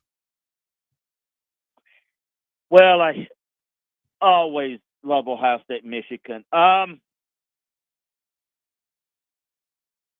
Might be the Egg Bowl Friday morning. Boy, I don't know, man. You think it's tough. Do you think Mississippi State has a chance in this game? Would you be shocked if Ole Miss lost? No, I would not. That is a nasty rivalry, and it's one of those in rivalry games. Underdogs usually have a really good chance. Look, Ole Miss is better. They're going to win, but it wouldn't surprise me if this is close and Mississippi State plays them very tough. It's just kind of like Auburn, Alabama. Look at how many subpar to even bad Auburn teams. Look at how many, even when Nick Saban was coaching, how he had to pull out a couple of games at Auburn and at Auburn that is in Jordan-Hare. That's difficult. So I think that is intriguing. But A&M Texas is just going to be a lot of fun. And I give you another one that's for the West Coast that I tell people all the time in the South. A nasty, I hate you type of rivalry game. People don't realize how much dislike there is between Oregon and Washington. That is a bigger game than Oregon State or Washington State, the Civil War, the Apple Cup. Oregon, Washington, man, that is, and it's really important. And Washington may be upending Oregon if they can do it. Really affects them. So I did a bad job of giving you one, didn't I? Yeah, you did. You gave me a bad job. But I think it would be Ole Miss, Mississippi State maybe. But I'm with you. The Ohio State Michigan game would be tough to turn down. Do you think do you give Texas much of a chance against A&M? Yeah, I do. Listen, I think there's playing at home. It's a must-win for Texas. I don't think they're going to make the playoffs. They're going to need a whole lot of help, but they must win this game. A&M could lose this game and still make the playoffs. But obviously, A&M, this will be their first berth in an SEC championship game if they can take care of business. No, I think this is. I think Texas is playing better. A&M has been really consistent, really good, but I think this game is a little closer, more evenly matched than people think. I am curious to see how Arch plays against a very, very good two defensive teams that are really, really good. You've got different style quarterbacks. I think this is going to be fun. All right, let's go to NFL and tomorrow. When you look at the Packers and the Lions on film, their inconsistencies are almost mirror images of one another, maybe in different ways, but the inconsistencies jump right out at me. When you break these teams down, like, what's the deal? Why is it that two teams that we really thought would be among the top in the NFL can look so bad on certain weeks? I mean, the Lions against the Giants, they were lucky as heck to win that game last week, and the Packers have had some brutal losses at home. What's going on in your view? Well, I see both teams have some struggles on defense, despite the fact that there's a lot of talent. They've been missing some key guys, particularly in the secondary. That's caused some problems, and people have made plays on them that, you wouldn't normally expect. That's got to clean up in both cases. I do think of the two, I trust Detroit more, mainly due to the consistency of the quarterback play and being able to run the football, whereas Green Bay, I think, has a lot of upside with Jordan Love, but there's a lot of missed plays, a lot of plays that he leaves on the field. I agree with you. Two teams that are really good, they just don't play really talented, but they don't play well as a team consistently enough. And look, I will say this is the time where you start to either get people back or you start to really separate and kind of fall back a little bit because you're missing some key pieces. But this run from Thanksgiving on is so important. Now, how you played up to this point is pivotal because you can play your way out of things like maybe Kansas City's doing. But now, from now on, the teams that can stay the healthiest and play the best are the teams that have the best chance of going all the way. And so this game is really intriguing because of the fact that which team here will come out of it with a big win and maybe show some signs that they're kind of steady things up. Kansas City at Dallas, the Chiefs. Are you a buyer or a seller when I say Kansas City? Yeah, look, I think until Kansas City is eliminated, it's hard for me to count them out with 15 out there. And the defense is really good. How about last week when it was the defense that said, we got to go out there and win the game, and they did it. But yet they don't really have any margin for error. They might be able to lose one more game. They lose two, they're not gonna make the playoffs. So this is huge. And of course, Dallas, it's came to life a little bit. So it's not like they're out of it yet, So I think this is two fantastic games. So no, I'm not giving up on Kansas City.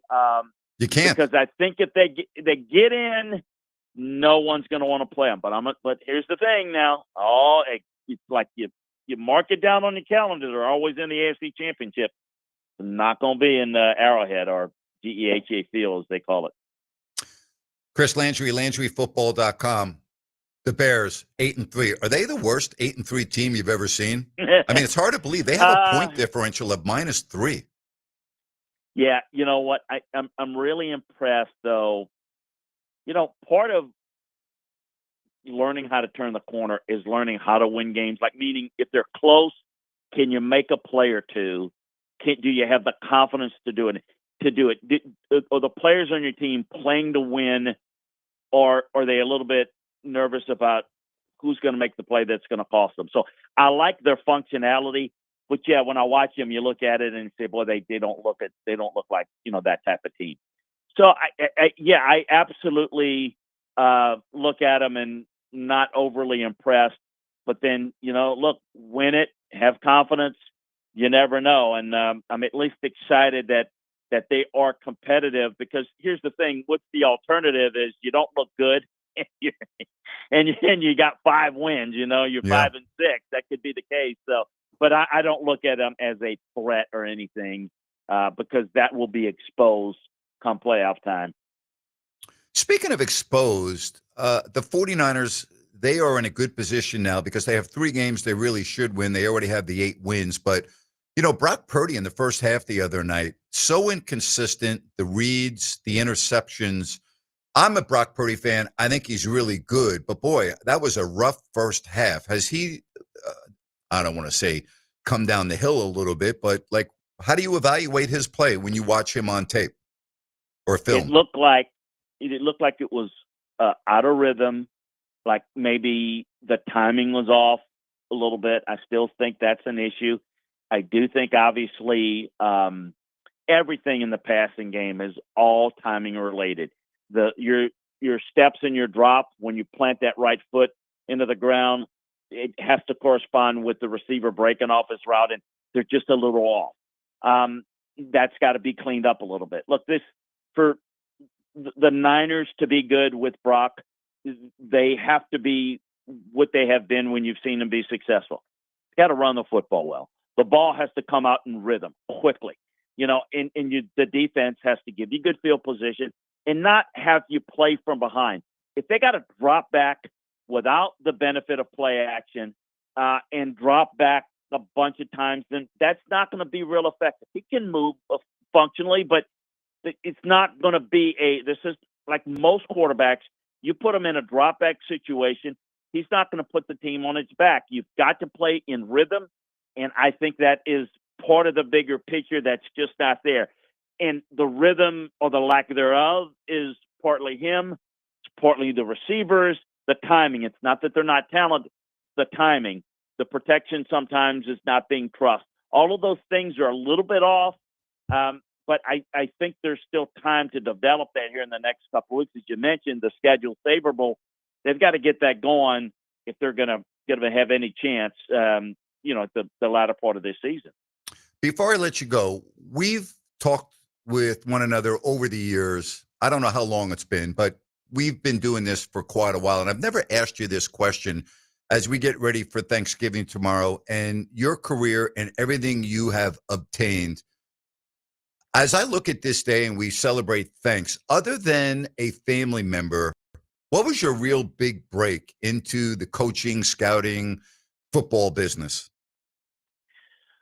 I was a young coach at LSU, and I had a couple of recruiting coordinator jobs in Michigan and Coach Schembechler, and it just a couple of things that just kind of fell through for whatever reason.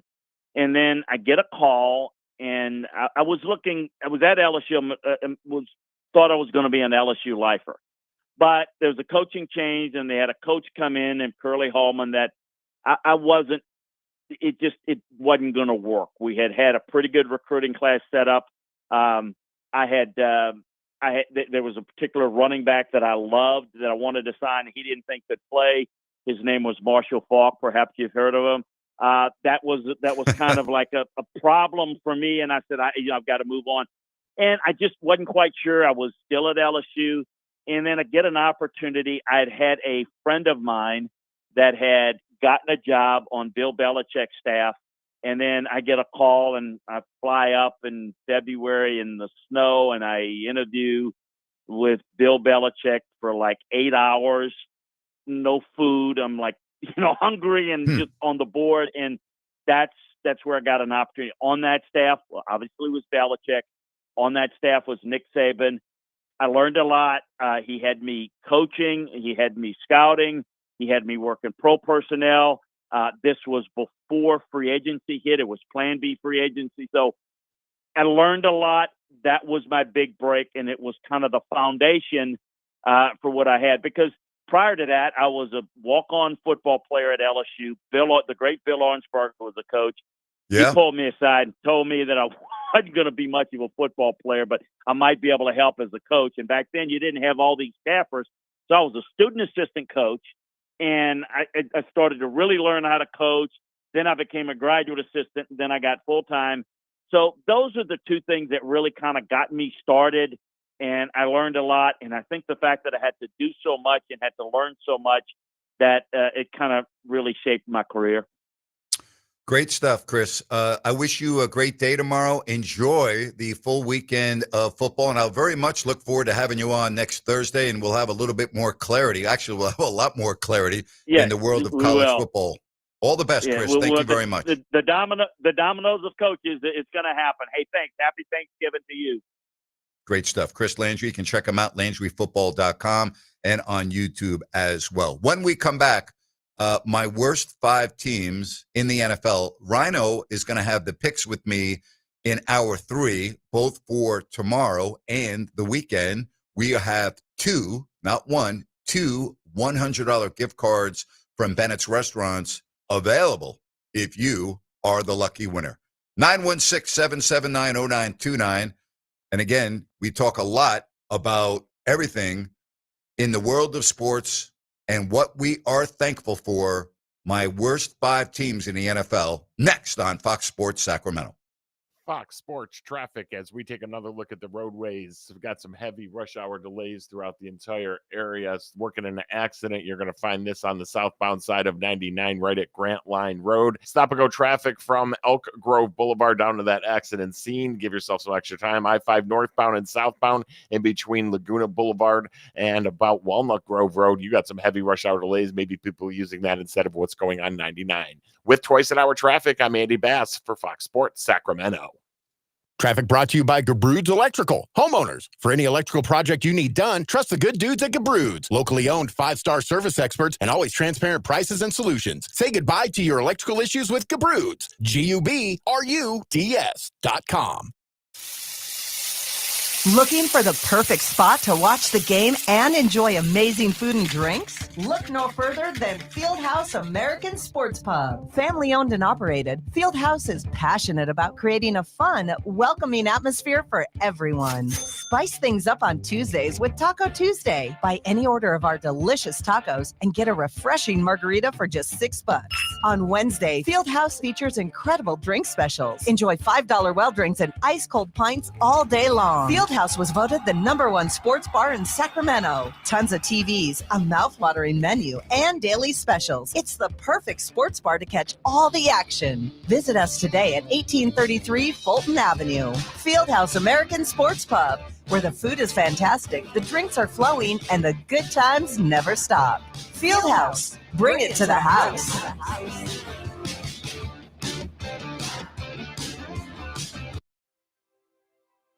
The holidays can be a time of increased stress for those struggling with opioid or stimulant addiction.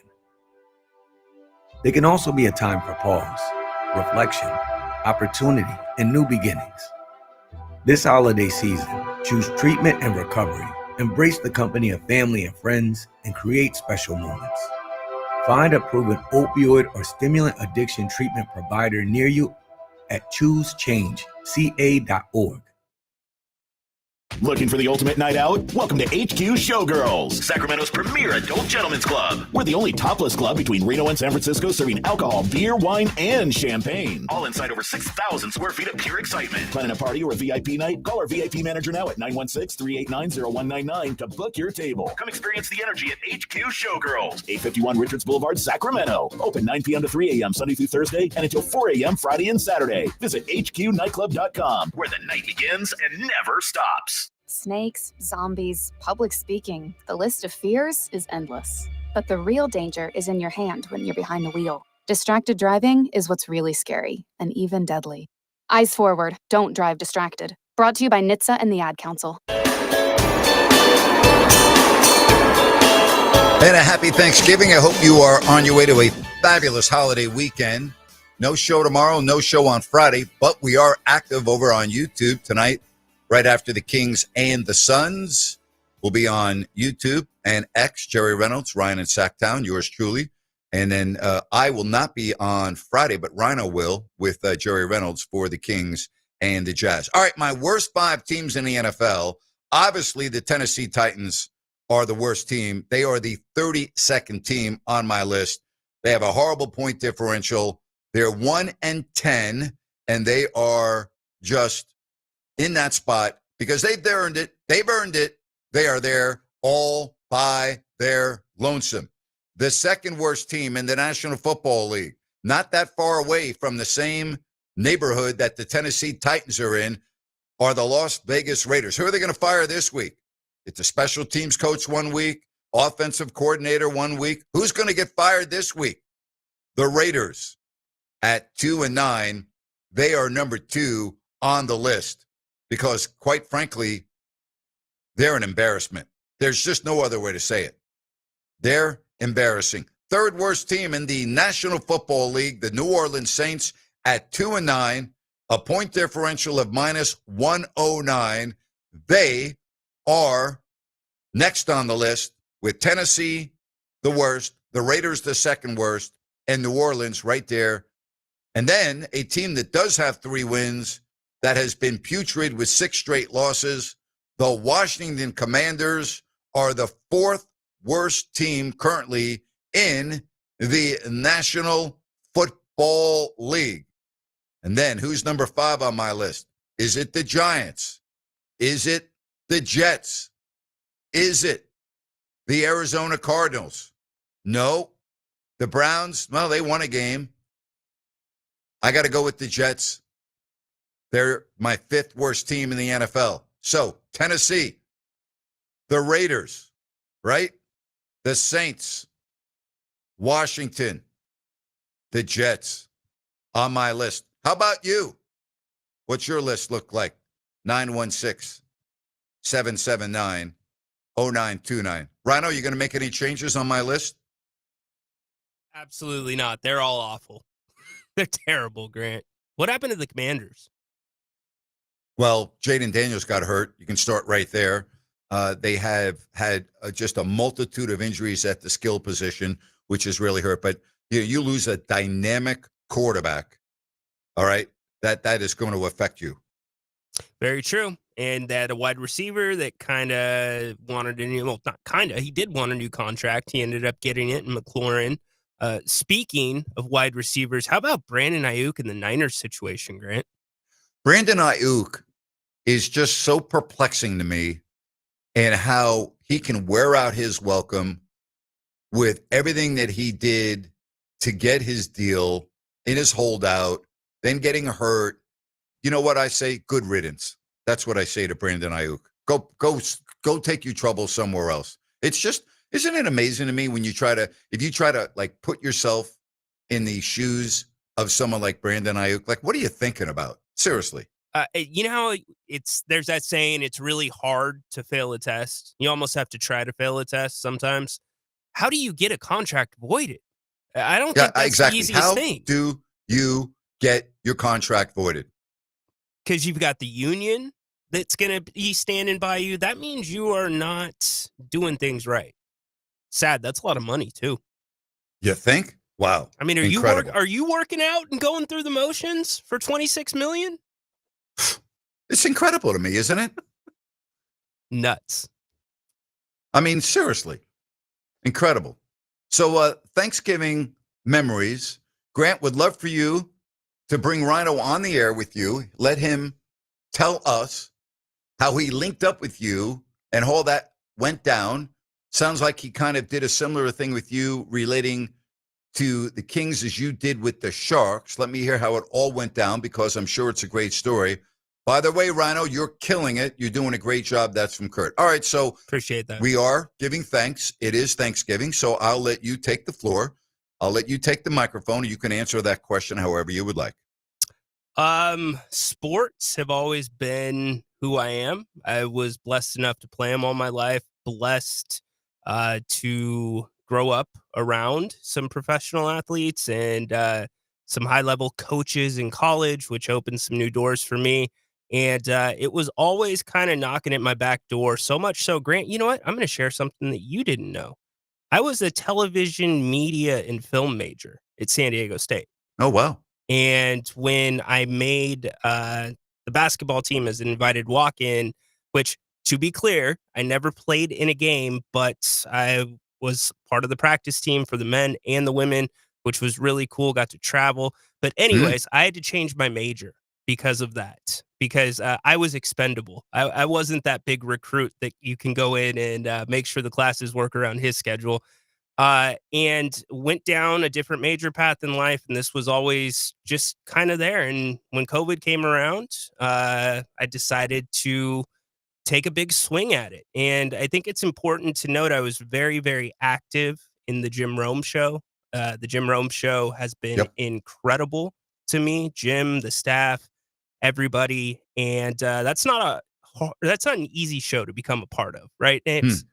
And so I had some connections with him, and then you and I reconnected during COVID, and I approached it and I said, "Is there anything that I can do to help you after you came on my podcast?" And things kind of grew from there. We kind of developed a chemistry, and you're teaching me things as I'm teaching you things on the digital side. And if you don't like that, really took off on the YouTube space.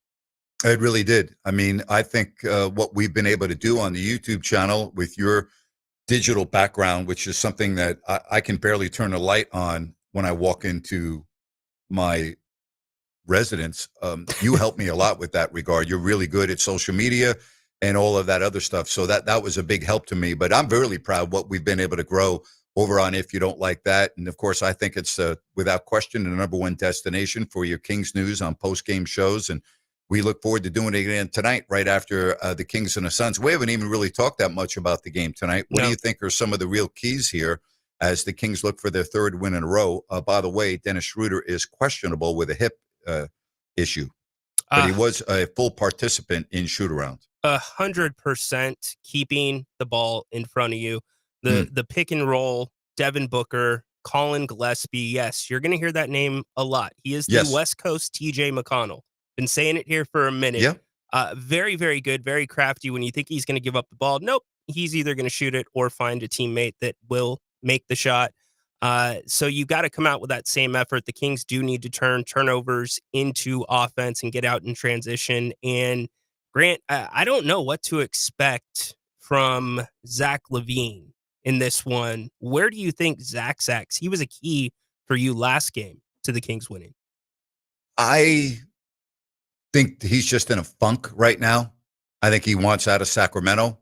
I think that he can't wait, although he's kind of in a very difficult situation contractually. He doesn't look very happy. He doesn't look like a happy camper to me. I don't know if that's affecting his play or if it has to do with some type of ailing issue physically, but he has not looked anything like the Zach LaVine of the first 3 weeks of the season. That's for sure.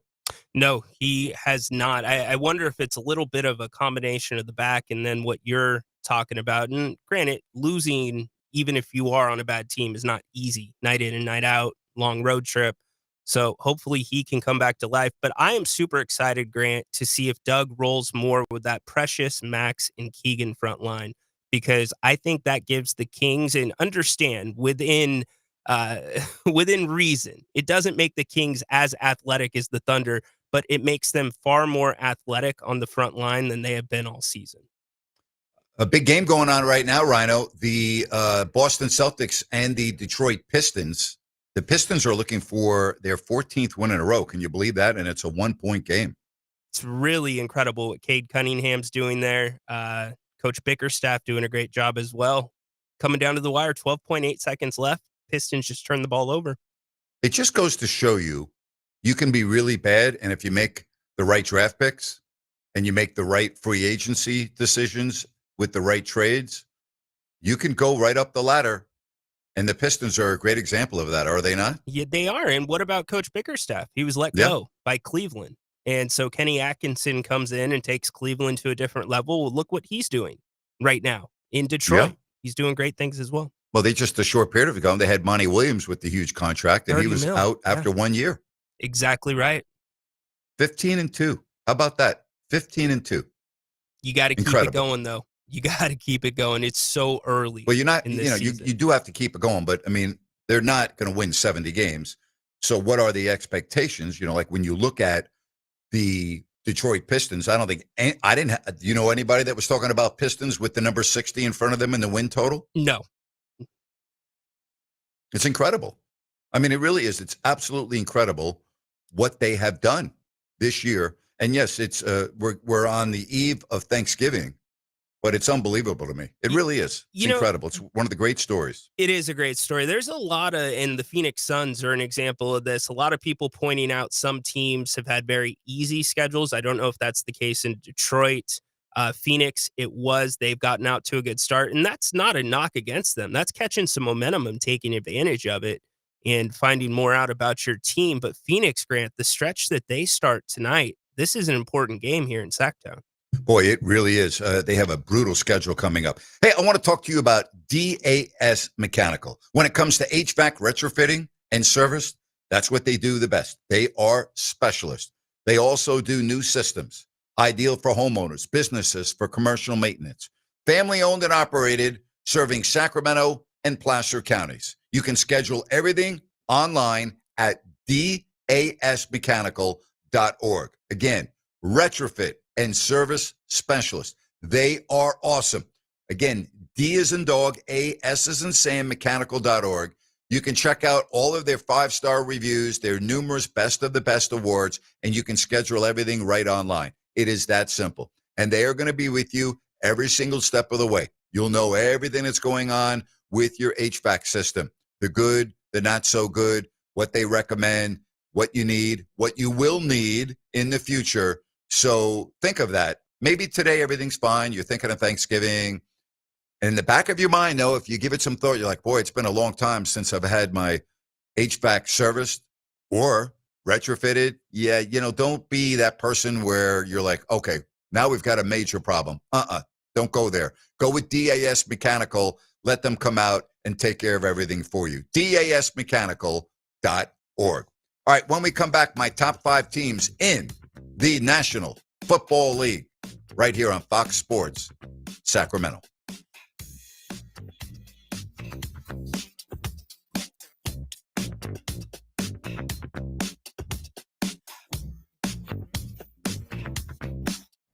Business owners, Grant Napier's back, bringing Fox Sports Radio to the forefront of sports talk in Sacramento. That means more listeners, more potential customers who could be spending money for your products and services.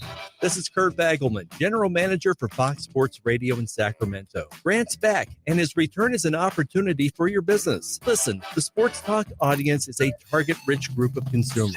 80% are employed, nearly 60% earn 6-figure incomes, 67% own their homes. Take advantage of the attention Grant's return has generated to tell people where to spend their money. This is a unique opportunity to increase your sales right now. It costs nothing to learn how a good strategy and a great commercial message heard by sports fans could help your business. So call me, 916-779-0914.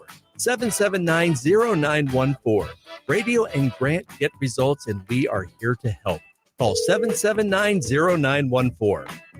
Hi, it's Margot from Bennett's Restaurants. At Bennett's, it's all about bold flavors and fresh handcrafted food served with genuine hospitality. Craving prime hand-cut steaks? We've got them. Fresh salmon, halibut, or giant Mexican prawns? We've got those too. At Bennett's, we serve premium seafood and steaks in a relaxed setting. Whether you're joining us for a special night out or a casual bite, we'll treat you like family every time. Find us in Sacramento, Roseville, and Rockland. View our menus and make a reservation at bennettsrestaurants.com. Are your lights flickering more than a disco ball? Tired of your office coffee maker and server room fighting over that one working outlet? Call the pros who keep the juice flowing. Elite Power Inc.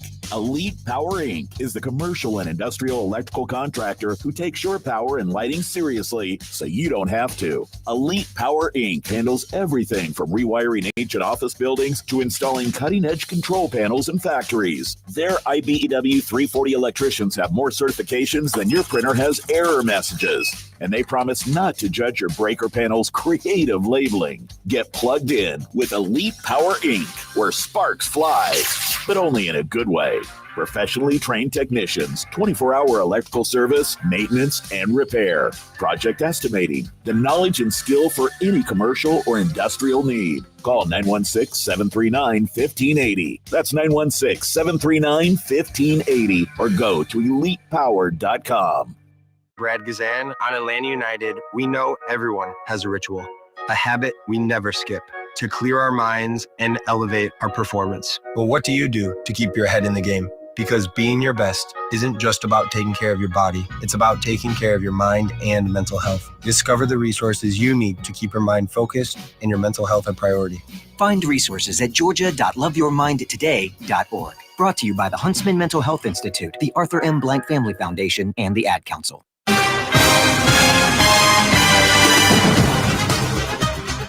Here are my top 5 teams heading into Thanksgiving in the National Football League.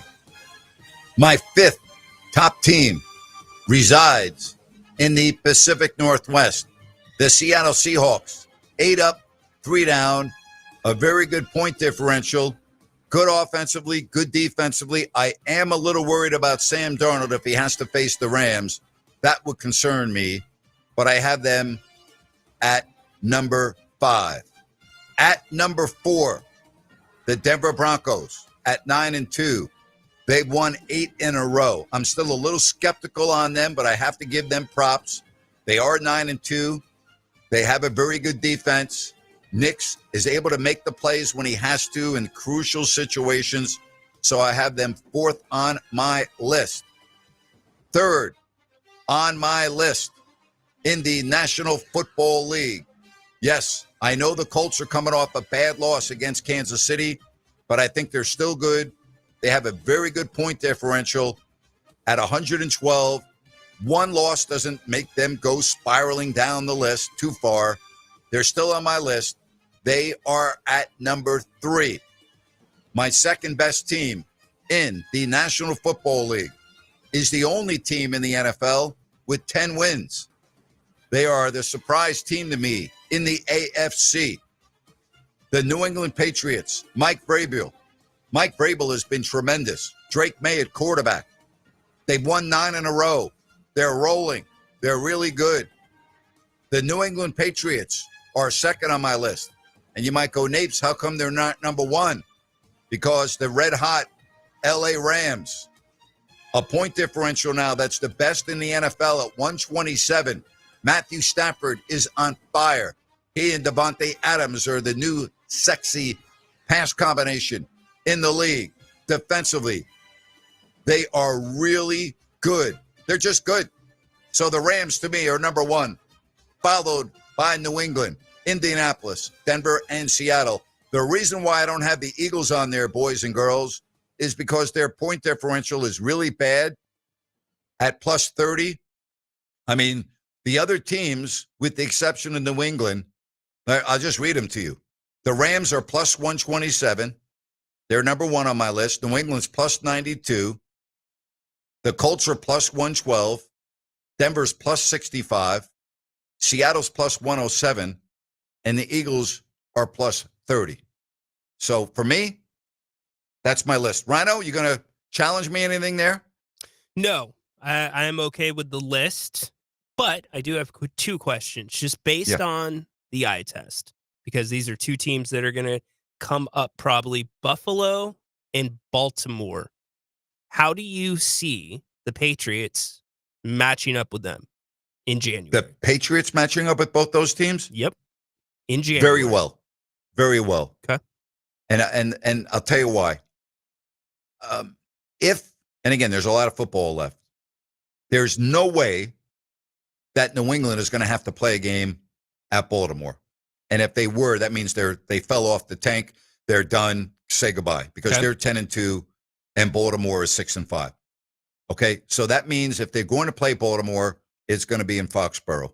I don't think that's an issue for Baltimore because they play well at home. Not great, but I mean, they've won big games on the road and they're able to do so. And they're able to control the clock with their running game. As far as Buffalo, New England's already won at Buffalo. They still have another game left. The biggest thing going against New England is something that I think that they really thrive on within their locker room. There are those that think that they're not nearly as good as the record might indicate because they're the new kid on the block based on where they were last year. And I don't think they're getting the respect that they deserve. But, you know, when you watch them, they don't make mistakes. They don't beat themselves. They're very well coached. They have a quarterback that is growing right before your eyes. Like, what's there not to like about New England? So if they were right now, and again, things could change based on injuries, Rhino. Yeah. But right now, They're better than Buffalo, and they're better than Baltimore. Any concern about Drake May in the playoffs? No. Not being there Well, before? here's the concern. I don't know because I haven't seen it before. Right. And you never know how a quarterback is going to do in January.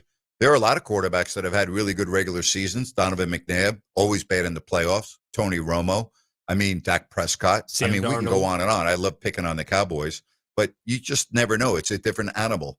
Eli Manning was a great postseason quarterback. Not good, great. There are certain players that thrive under those situations, and there are others that don't thrive in those situations. So if you were going to flip a coin, well, and flipping a coin's a bad analogy. Who are you more confident of the Super Bowl winner coming out of? The National Football Conference or the American Football Conference? I think it's a toss-up because I think the Rams would beat anyone in the AFC and could beat anyone in the AFC. So I look at the AFC, which is very well balanced. And for that reason, to me, I think it's a toss-up. I want to answer this question, if I may. Please. The Eagles on the text line beat the Rams, so I would have them at 5. That was a long time ago. That was in September. That was September 21st, I think. It's old news. And here's the other deal. The Rams dominated the game. They dominated that game. They've been shaky with leads at times. Yes, they had a huge lead in that game, and they dominated the game. And I still, to this day, don't know how they lost that game when they had a huge lead. So, it's a long time ago. Okay? It's a long time ago. I don't know why I would put so much stock into a game that was played in week 3 in Philly, where the Rams, to me, that's their most, I don't even know how to explain it. I still don't know how they lost that game. I think if the Rams played the Eagles today, I think they would beat them. If they look That's like how they, I think they, if they look I like really they do. did on Sunday night, absolutely. Yep. So, all right, 916-779-0929. Agree or disagree? Our theme for the show today, Thanksgiving. From a sports point of view, what are you most thankful for? Well, I appreciate this. Lynn, I'm thankful for you returning to the radio, Grant. I've been calling in since the 90s, since 2000. I've been driving over 1 hour and 15 minutes a day for work. And your show has been an amazing part of my drive home. Never know what kind of traffic report I would get. Too bad I don't know how to read, Lynn, or I would have been able to read that without 4 mistakes. But thank you very much. See, in my occupation, I don't really have to know how to read. I just have to know how to talk. So I have an excuse. But no, thank you. I really appreciate that. Again, give me a call, 916-779-0929. I've given you my memories. I've given you my thoughts. And I have so many more that I might share with you.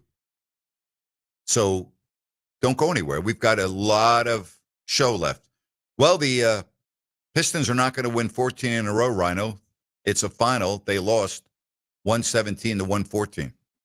Heck of a run still. Heck of a run by them. Yeah. Heck of a run.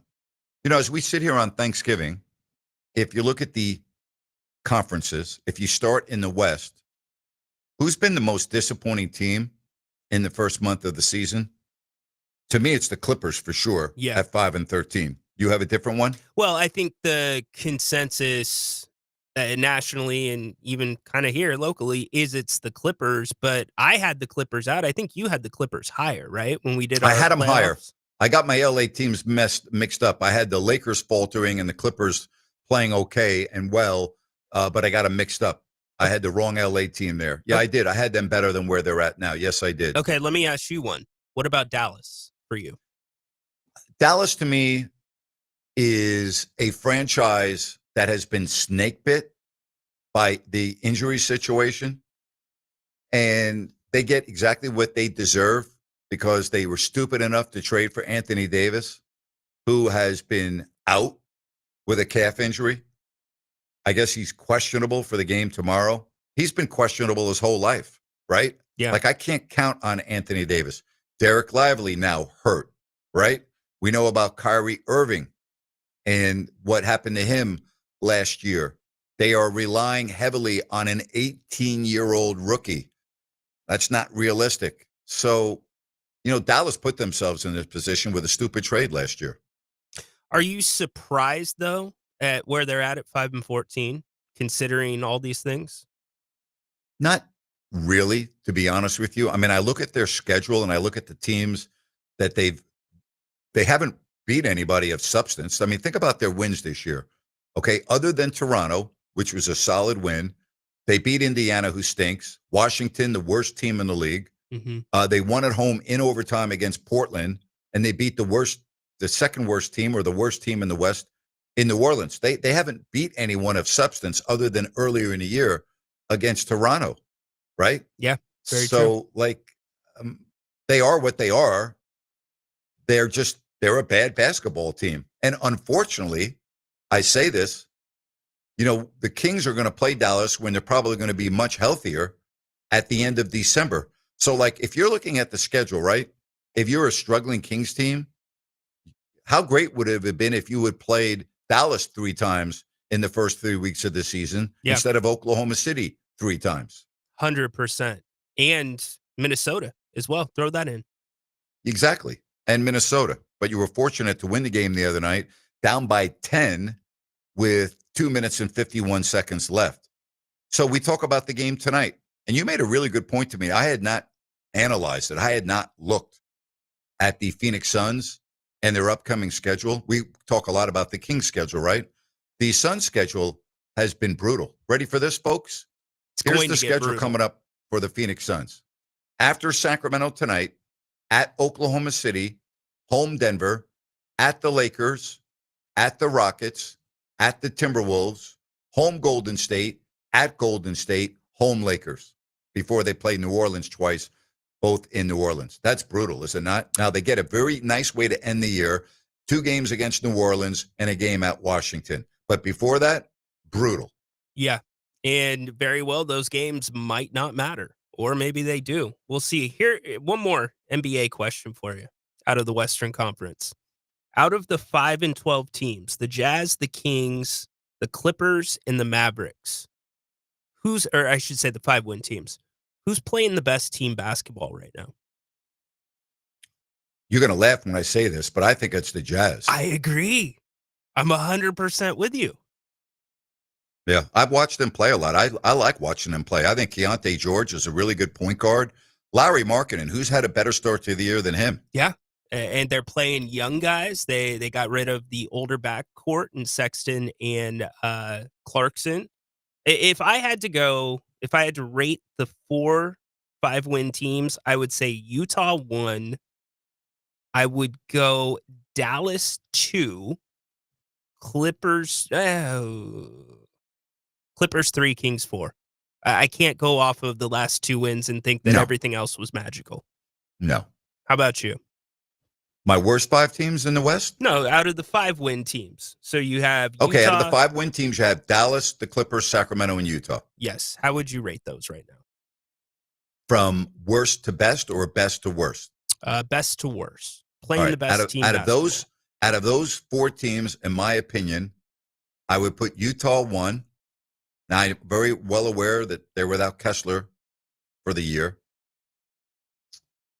I would put, gosh, it's a very good question. I would put probably the Clippers. I still think the Clippers, followed by Sacramento and Dallas. Okay. You're going to put Dallas at the bottom. All right. I'm probably putting Dallas at the bottom, but I should put the Kings at the bottom just because their point differential is double that of Dallas and the Clippers. But I also have to factor in they played Oklahoma City 3 times. Great point. They played Denver 3 times. They played Minnesota 3 times. I have to at least factor that in a little bit. And they've been also without Keegan Murray for the whole year until recently. They've missed a lot of games with Sabonis. I have to factor all of these things in. Excellent point. Excellent point. It seems like in LA with the Clippers, it just seems like basketball is kind of secondary right now. There's so much other stuff going on Well, you might have a chance to talk about the Clippers here in a few minutes, but they just look distracted as a group, even the coach. They look like a mess. All right, what about in the East? If I look at the 4 teams, Charlotte, Brooklyn, with Indiana and Washington, to me, I got to put Washington at the very bottom, followed by Indiana. Injuries for Indiana, the story. And then I would go Brooklyn third. I think out of those 4 teams, I'd put Charlotte 1, the best, Brooklyn 2, Indiana 3, Washington 4. I think that's much easier to do with those 4 teams than it is in the West. Yeah, I mean, there's a little bit. Charlotte's clearly at the top of that group. Brooklyn has not been aesthetically pleasing at times to watch, but they have kind of fought it out for their young coach. So yeah, I would roll with you there. I do think though, out of that group, I think the Pacers might end up picking it up a little bit as the season goes. Well, Rick Carlisle is one of the best coaches, if not the best coach in the league. So there is that, right? You always have to factor in who's coaching a team. Very and Rick true. Carlisle is an incredible coach, but they have just been, you want to talk about a team that's just been like, wow, injury after injury after injury. Yep. Very true. How about Milwaukee? 8-10 names. Yeah, exactly. Yep. You called that. You didn't think they were going to be that good with all the changes they made. You were very skeptical of them. And right now you appear to be spot on. My team that I was high on before the season began, that I thought as soon as they made the trade for Kevin Durant, that I was really jumping on their bandwagon, was the Phoenix Suns.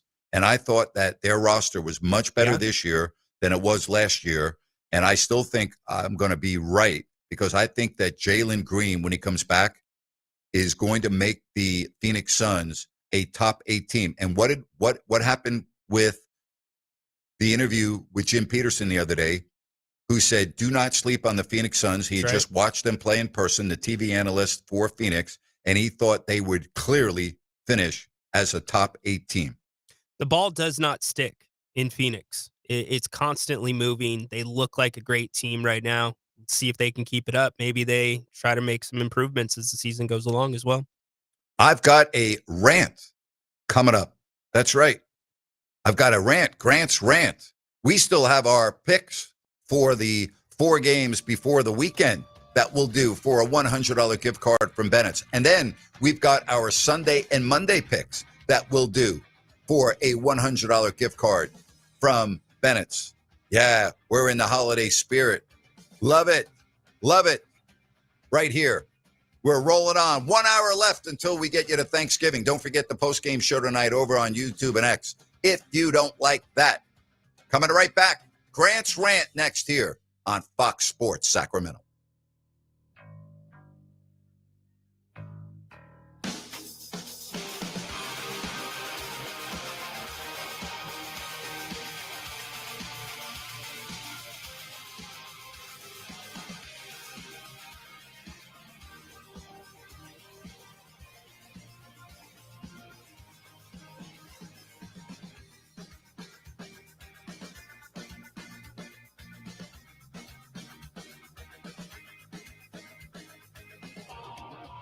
Fox Sports traffic as we take another look at the roadways. We've got some heavy rush hour delays throughout the entire area. Working in an accident, you're going to find this on the southbound side of 99 right at Grant Line Road. Stop and go traffic from Elk Grove Boulevard down to that accident scene. Give yourself some extra time. I-5 northbound and southbound in between Laguna Boulevard and about Walnut Grove Road. You got some heavy rush hour delays. Maybe people using that instead of what's going on 99. With twice an hour traffic, I'm Andy Bass for Fox Sports Sacramento. Tired of the same old routine? Need a place where the beer flows and the good times roll? Then head to Fieldhouse American Sports Pub, 1833 Fulton Avenue. Family owned and operated, so you know you'll feel right at home. Catch all your favorite games on 18 big screens while enjoying amazing food. And with 28 beers on tap, you're sure to find something you love. And don't miss everyday happy hour from 3 to 7 and again from 10 till close. Looking for more than just the game? Trivia Tuesday starts at 7 p.m. And there's Mario Kart and bingo nights for even more fun, too. There's always a blast happening at Fieldhouse. Whether you're looking for a place to watch the game, grab a bite with the family, or just unwind with friends, Fieldhouse is the place to be. Fieldhouse American Sports Pub, 1833 Fulton Avenue. Bring it to the house.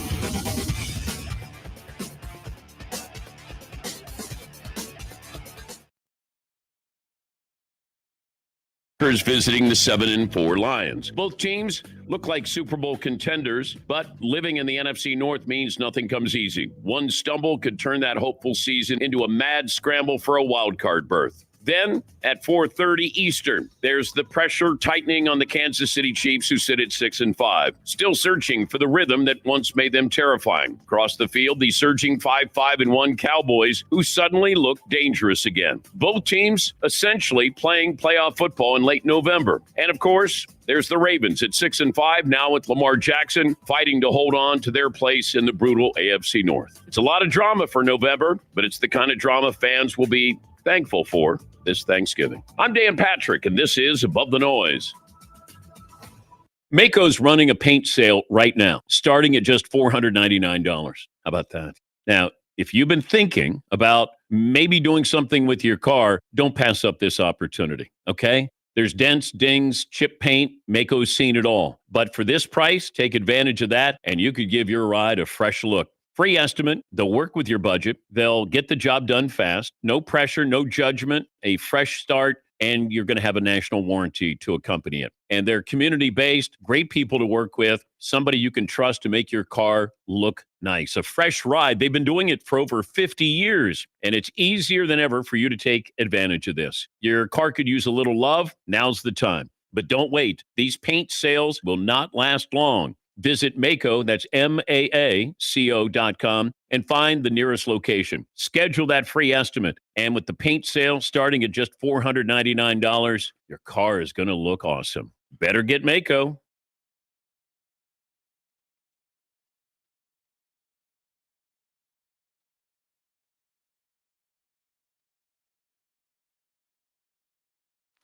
Remember, always be generous with the nutmeg. Just eyeball it. Okay. Mom's wisdom has served you well, but now it may be your turn to guide her. Hey, I'm worried about Mom. She keeps forgetting her famous sweet potato pie recipe. Some things come with age, sis. And some don't. Knowing the early signs of Alzheimer's in a loved one will help you make the best decisions for your family. Visit 10signs.org to learn the signs. Brought to you by the Alzheimer's Association and the Ad Council. Grant's back. Join the conversation every weekday afternoon beginning at 3 p.m. KSAC 890 AM Olivehurst, K284CM 104.7 FM Sacramento. It's time for Grant's Rant. Rhino, what do we have? What do we got? Grant, since we are extremely thankful for all of you out there listening, wherever you might be, we're going to take one from the YouTube chat. Grandpa James, 25. He wants a rant about the stupid colors of the NBA Emirates Cup court. So there's your first option. Here's your second option. Reggie Miller was on the Dan Patrick Show. They were talking about Con Knipple, who's playing great basketball in Charlotte, being the leader in the clubhouse for the Rookie of the Year. And then things got a little out of control. He's winning Rookie of the Year. He's averaging 19 a game. He's winning Rookie of the Year. So? And dare I say this? Uh-oh. Dare I say this? Uh-oh. Is Stephen Curry going to be a little nervous? Whoa. In about 15 years. Oh, with the 3-point totals? Yes. Just go back and look at Steph's first 2 or 3 years in terms of 3-pointers made. Okay. And what Con has done this year. Just look at their first years. I'm just saying if he stays. But here's the problem. You got to stay healthy. Longevity. Wow. Reggie comparing Con straight away to a GOAT. Let you simmer on that. Here's your third option. The Clippers got absolutely demolished last night in the battle for L.A. Kawhi Leonard, after the game, was asked about how things can come together and get better. Just got to get the right lineups on the court, I guess. Get some more talent, play with better talent, see what happens. So he was asked to follow up, and he tried to walk back to get some better talent. So those are your three options. I'm going to go with the whole NBA Cup. You know how I feel about that. I hate gimmicks. Leagues that have to turn to gimmicks, there's no reason for it. It's the freaking NBA. And Adam Silver's got this wild thought about the NBA Cup and the fans. Fans don't care about the NBA Cup. It's not a big deal. You know what? When your team is playing in the NBA Cup, like, do you really care? You don't care. You care.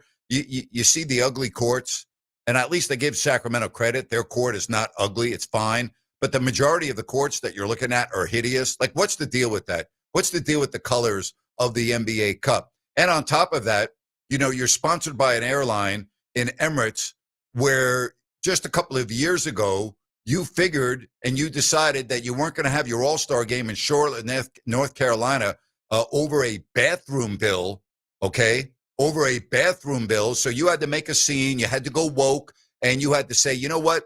No, we're all about inclusivity and the LGBTQ community. And so we support you 100%. And so we're pulling our All-Star game out of the great city of Charlotte, North Carolina. But you've got no problem now doing business over in the UAE. You've got no problem with the number one airline of the UAE and one of the great airlines in the world, in Emirates, being your big sponsor. What is the laws? What's the culture and the lifestyle like over in the UAE as it relates to the gay community? Yeah, I think you know the answer to that. The NBA's a joke when it comes to their political nonsense and their wokeness. Stop with the nonsense, Adam Silver. Okay, stop with the embarrassing nonsense. You're about one thing and one thing only, and this does not put you in a class by yourself, by the way. It is the almighty dollar. And you don't give a damn what the laws are over in China or the culture or the customs. You don't give a damn about what they do in the UAE as it relates to the gay community. You can talk all you want, but there's something I've always said: actions speak louder than words. So you know what, Commissioner? Take the NBA Cup and shove it where you know where. And that's my rant for today. Oh, and one other note, Rhino, happy Thanksgiving. It's a joke. Seriously. Happy Thanksgiving, Ears. Good job. It's a joke. It is silly. When you peel back the layers, and it doesn't take like a brain surgeon to connect these dots, it doesn't make any sense at all. And listen, I'm not anti-Emirates Airlines, okay? I've flown on Emirates, and I love Emirates, but I don't go out, okay, and make an asinine, stupid, woke decision about, well, gee, I'm not going to go have my sport play in a state over this bathroom bill as it relates to the LGBTQ community. All right, I'm not going to do that and then buy my airline ticket on Emirates, okay? So, like, you can't have it both ways. And now they're the big sponsor. And again, I want you to understand this, Ryan. I want to be very clear here. Yeah. You know me. You've known me for a couple of years. I'm not a political person. All right. I don't make political comments on the air in terms of my personal beliefs, because I don't think anyone cares about my personal beliefs. And quite frankly, I don't feel I have to tell you my political beliefs, because you would either hate me or you would love me based on your own stupid ideology, meaning that you are, unfortunately, there are too many people, not all. There are some people that you can sit and have a really great conversation with someone that doesn't agree with your thoughts, doesn't believe with your beliefs, doesn't agree with your political views, and you can sit down with them and you can have a long talk, and at the end you can shake hands and go, hey, you know what, I'm really happy we had that talk. And maybe, just maybe, you will also learn something that you hadn't thought of before, and it gives you further thought in terms of the big picture. I do that all the time. I don't look at somebody because they have a different political view of me and cross them off my list. I don't view someone that has a different view on whatever social matters are going on and cross them off my list. I've never done that. But if I were to go on the radio right now and tell you how I feel politically, I would lose half my audience. Okay, that's the unfortunate world that we're living in. So I circle this back to the NBA. They say one thing and they do another. They pull their All-Star game out of Charlotte, North Carolina over a bathroom bill, but then they get in bed with United Arab Emirates and have their preseason games in Abu Dhabi and have a great airline. And again, it's a great airline. I have flown on Emirates. I'm not ashamed to say that. Okay. I love it. And if I could fly on Emirates right now, if you told me, Napes, your holiday gift, I've got you a premium ticket, either business class or first class. Can you make the flight tonight on Emirates? And I'm like, I am running to the airport. I am there. Doesn't even matter where I'm going. Put me on that airplane. All right. I'm not a hypocrite. I call it the way I see it. But I'm also not on the air going woke. All right. I'm not on the air doing what Adam Silver does and these other woke sports commissioners. That's not who I am. It's not what makes me tick. It's not the way I'm going. So I keep my political beliefs to myself. All right. If you want to meet me privately and sit down and break bread and have a glass of wine or beer and talk to me about things, I'm happy to do that. I've got no problem with that at all. And no matter what you believe and no matter what you have to say, I'm not going to disrespect you and I'm not going to say you're full of it and I'm not going to cross you off my list. I'm just going to say, I don't agree with that. All right. I'm not going to condemn you. I'm not going to kick you out of my family. My brother and I have completely different views on a lot of things. He's my brother. I love him. He'll always be my brother. And it's not like I'm not going to visit him because we are on opposite sides of many issues in the world. That's just the way we are. But he's my brother. What am I going to do? He's not going to be part of my family anymore? I don't understand that. So as far as the NBA Cup, and I'm going around in circles here, Ronald, but I want to make a really good point about this. Yeah. The whole thing disgusts me because it's a gimmick. And then their big sponsor now is a country that goes absolutely against every single thing that Adam Silver preaches as the commissioner of the NBA as it relates to the LGBTQ community. I'm sorry. That's not an opinion. That's fact. But Grant, all right, it's fact. They're going with the crowds. That's what they're doing. Other places, other sports are going over there to hold events, to perform. They're going to the money. What about the PGA and Live possibly? Yeah, listen, together? I get it. I understand that, and you are 100% correct. Listen, there's hypocrisy going everywhere. Right.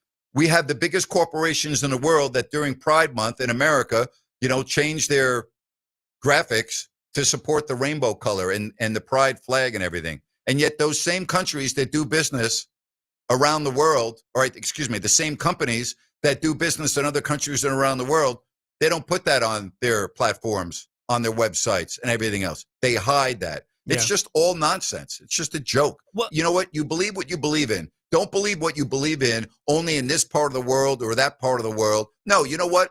If you're going to stick up for something, then stick up for it. Don't just stick up for it in North Carolina, but not overseas in China or the United Arab Emirates. Don't just preach what you believe in America if you're the commissioner of a league or a big corporation. If that's what you believe in, stick to what you believe in all over the world. Don't be selective. As Mitch Albom said after Deshaun Jackson's awful anti-Semitic comments back in the summer of 2020, Mitch Albom, the award-winning journalist from the Detroit Free Press, said this as well as it's ever been said. We cannot be selective with our noise, not against hate. Spot on. Hate is hate. All right. Hate isn't okay here, but not okay there. Hate is hate. All right. Hate in America should be hate somewhere else. Hate here should be hate there. You can't say, well, hate okay is here, but it's not okay there because no, it's the same. Hate is hate. You can't say, well, gee, anti-Semitism is okay, but racism is, no, hate is hate. All right. It drives me crazy. And these sports commissioners with their woke gimmick nonsense is a joke. So how do I feel about the NBA Cup? It's a gimmick. All right. The fans don't care about it. Do we ever get anyone calling up our show, both here or on YouTube, asking us anything about the NBA Cup, Rhino? No, we just get complaints about the courts. That's it. Somebody said, be careful, Grant. We can't lose you now. You know what? I'm not even worried about that. I'm going to say what I believe. I don't even care anymore. Okay. I don't care. Okay. I know what I believe in. I know who I am. I know what I feel. And I also realize that if more people had the values that I had, we would have many, many less problems in our country. So I have no problem putting my head on the pillow. But unfortunately, or fortunately, however you want to look at it, I am not going political on you, and I never will, unless I have to make a comment as it relates to a sports league. Okay? And you can't ignore the fact that Emirates Airlines is the main sponsor of the NBA Cup, okay, with a country that goes against everything, okay? And I've been to the UAE. Listen, I'm not being hypocritical here. I love Dubai. I've been there, okay? I'm just telling you that a commissioner of a sports league that preaches on the behalf of a societal group of individuals, did I say that right? Okay? Then goes overseas to a country where those people would not be free to live their lifestyle, talk about their lifestyle, preach their lifestyle.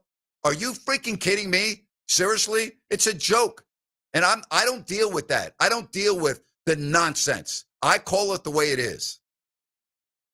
Can I tie this back to a fundamental level that I think Yes. we both and probably most people listening can agree with?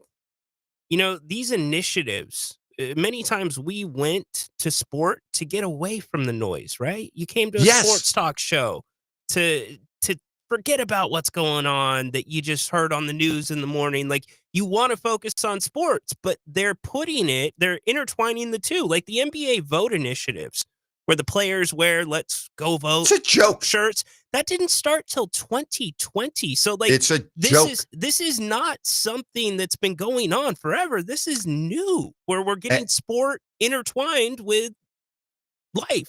I've talked about this, and before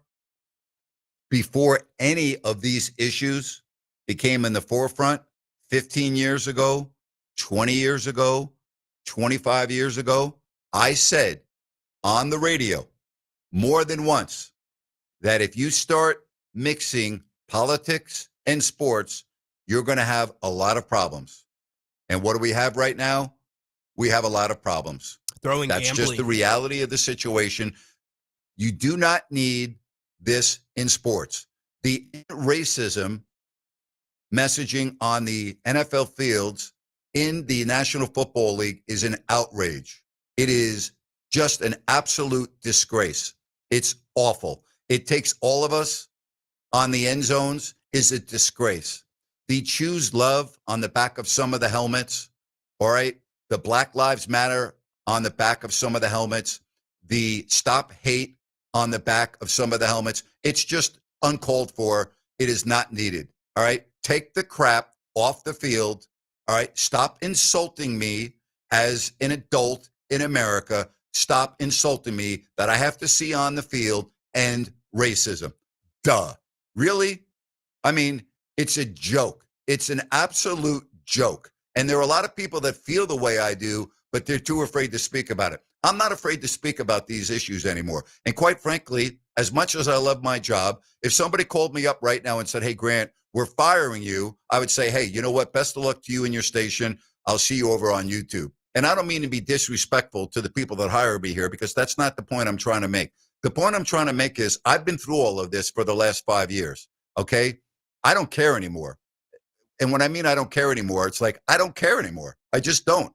I don't care anymore. What I care about is making my community better, and I care about my friends being good. And if somebody needs me, I'm going to be there for them. Like the people I love, the people I care about, they know I'm in their corner. Good or bad, I'm going to be there. I'm not going to abandon them. Like, I care about doing the right thing. But in terms of all of this nonsense and the wokeness and how I feel, I don't care. I really don't care. I'm going to be opinionated. I'm not going to say anything that I feel is outlandish. I don't think I've said anything that's outlandish here in the last 15 minutes.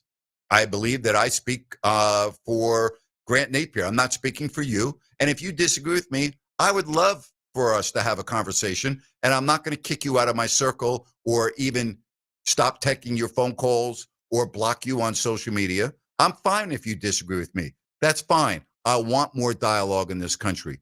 We need more dialogue in this country. Difference of opinion is good when it's constructive. When it's personal, it's not good. Okay? We need more of that. I'm all for that. I've always been one to communicate. I've always tried to listen. I've always tried to see different viewpoints. Even at the end of the day, I may not agree. I'm open-minded to talking to people that don't look like me, don't sound like me, are a different generation, a different ethnicity, a different religion, a different sexual orientation. You know why? Because it makes me a better person. It educates me. Why can't more people do that, Ryan? That's my question. Why can't more people do that? Because not many people have face-to-face conversations anymore. You take it social, right? That's my number one reason for traveling, Ryan. It's why I love traveling the world. And I have so often pulled up next to somebody at a restaurant, at a table, on a train, anywhere, all right? And had some of the most amazing, phenomenal conversations in my entire life. Not in America, but abroad. Yeah. It's different. I love it. It makes me tick. It's a great joy in my life. I love talking to strangers. I love it. And here's what I found as we go to break. I have found that the people that I meet in the categories that I just mentioned, we have more things in common than not. And we all, for the most part, want the same things and have the same dreams. That's what I have found with people in different countries around the world. We're all pretty much the same, and we all pretty much want the same thing. And for whatever reason, I don't know why that's so hard to comprehend. We'll be right back. Let's get into sports when we return. What are you thankful for this Thanksgiving? And then the Kings and the Suns and our football picks coming up before we say happy Thanksgiving right here on Fox Sports Sacramento. Fox Sports traffic as we take another look at the roadways. Officials wrapped up that earlier problem on Highway 99 southbound at Grant Line Road as all lanes are open. However, you're still got some slow traffic from Elk Grove Boulevard out to that scene. I-5 southbound from Laguna Boulevard down to about Twin Cities Road. You were very sluggish in that area as well. Cleaned up that earlier problem on the Cap City Freeway. So there is some good news. With twice an hour traffic, I'm Andy Bass for Fox Sports Sacramento. Hi, it's Margot from Bennett's Restaurants. Looking for the best happy hour in town? Head to Bennett's, where every day from 2 to 6, you'll find flavor, fun, and serious value. Enjoy over 10 wines by the glass, country club style cocktails like lemon drops, skinny margaritas, and crave-worthy share plates. Short rib tacos, chicken wings, calamari, and more, starting at just $6. It's upscale without the uptight. 3 locations, Roseville, Rockland, and Sacramento. Join us today or check out the menu at bennettsrestaurants.com. The holidays are here, and Gabrud Services is here for any electrical need or emergency. Holiday periods put more stress on your home's electrical system, more activity, more lights being used, increased appliance use, and more.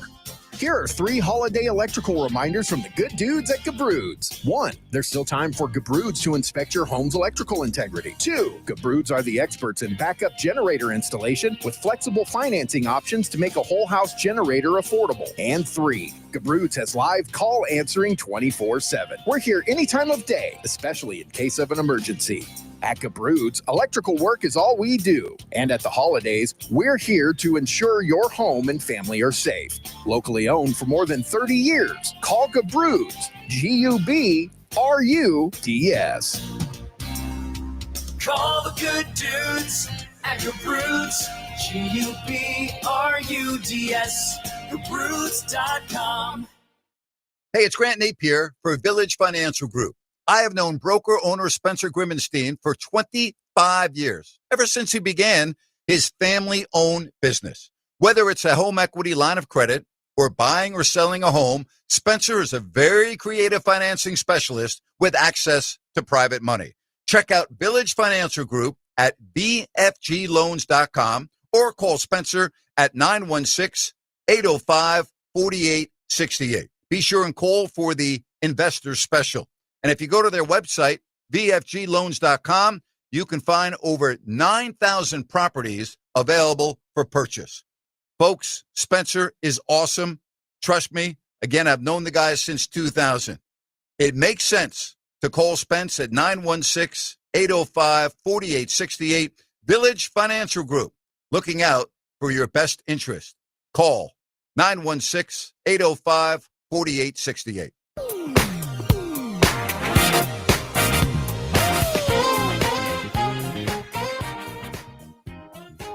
Wayman Tisdale. I'm thankful he was on the Sacramento Kings. Want to talk about somebody that would enrich your life?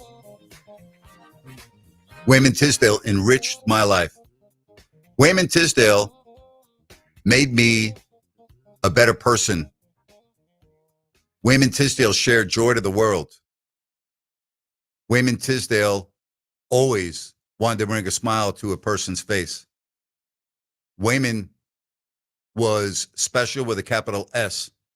I never met anyone that didn't make or did not love Wayman Tisdale. Rhino, there are people that you meet in your life, and when you're around them, you know right away that, wow, you're around a special person.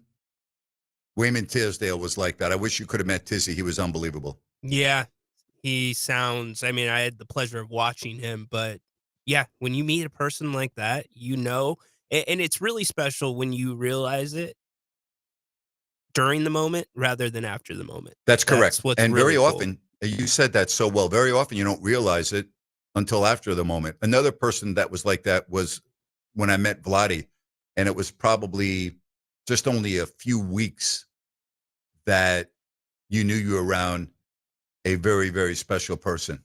Very special person. So I thank you for all the text messages that I am getting.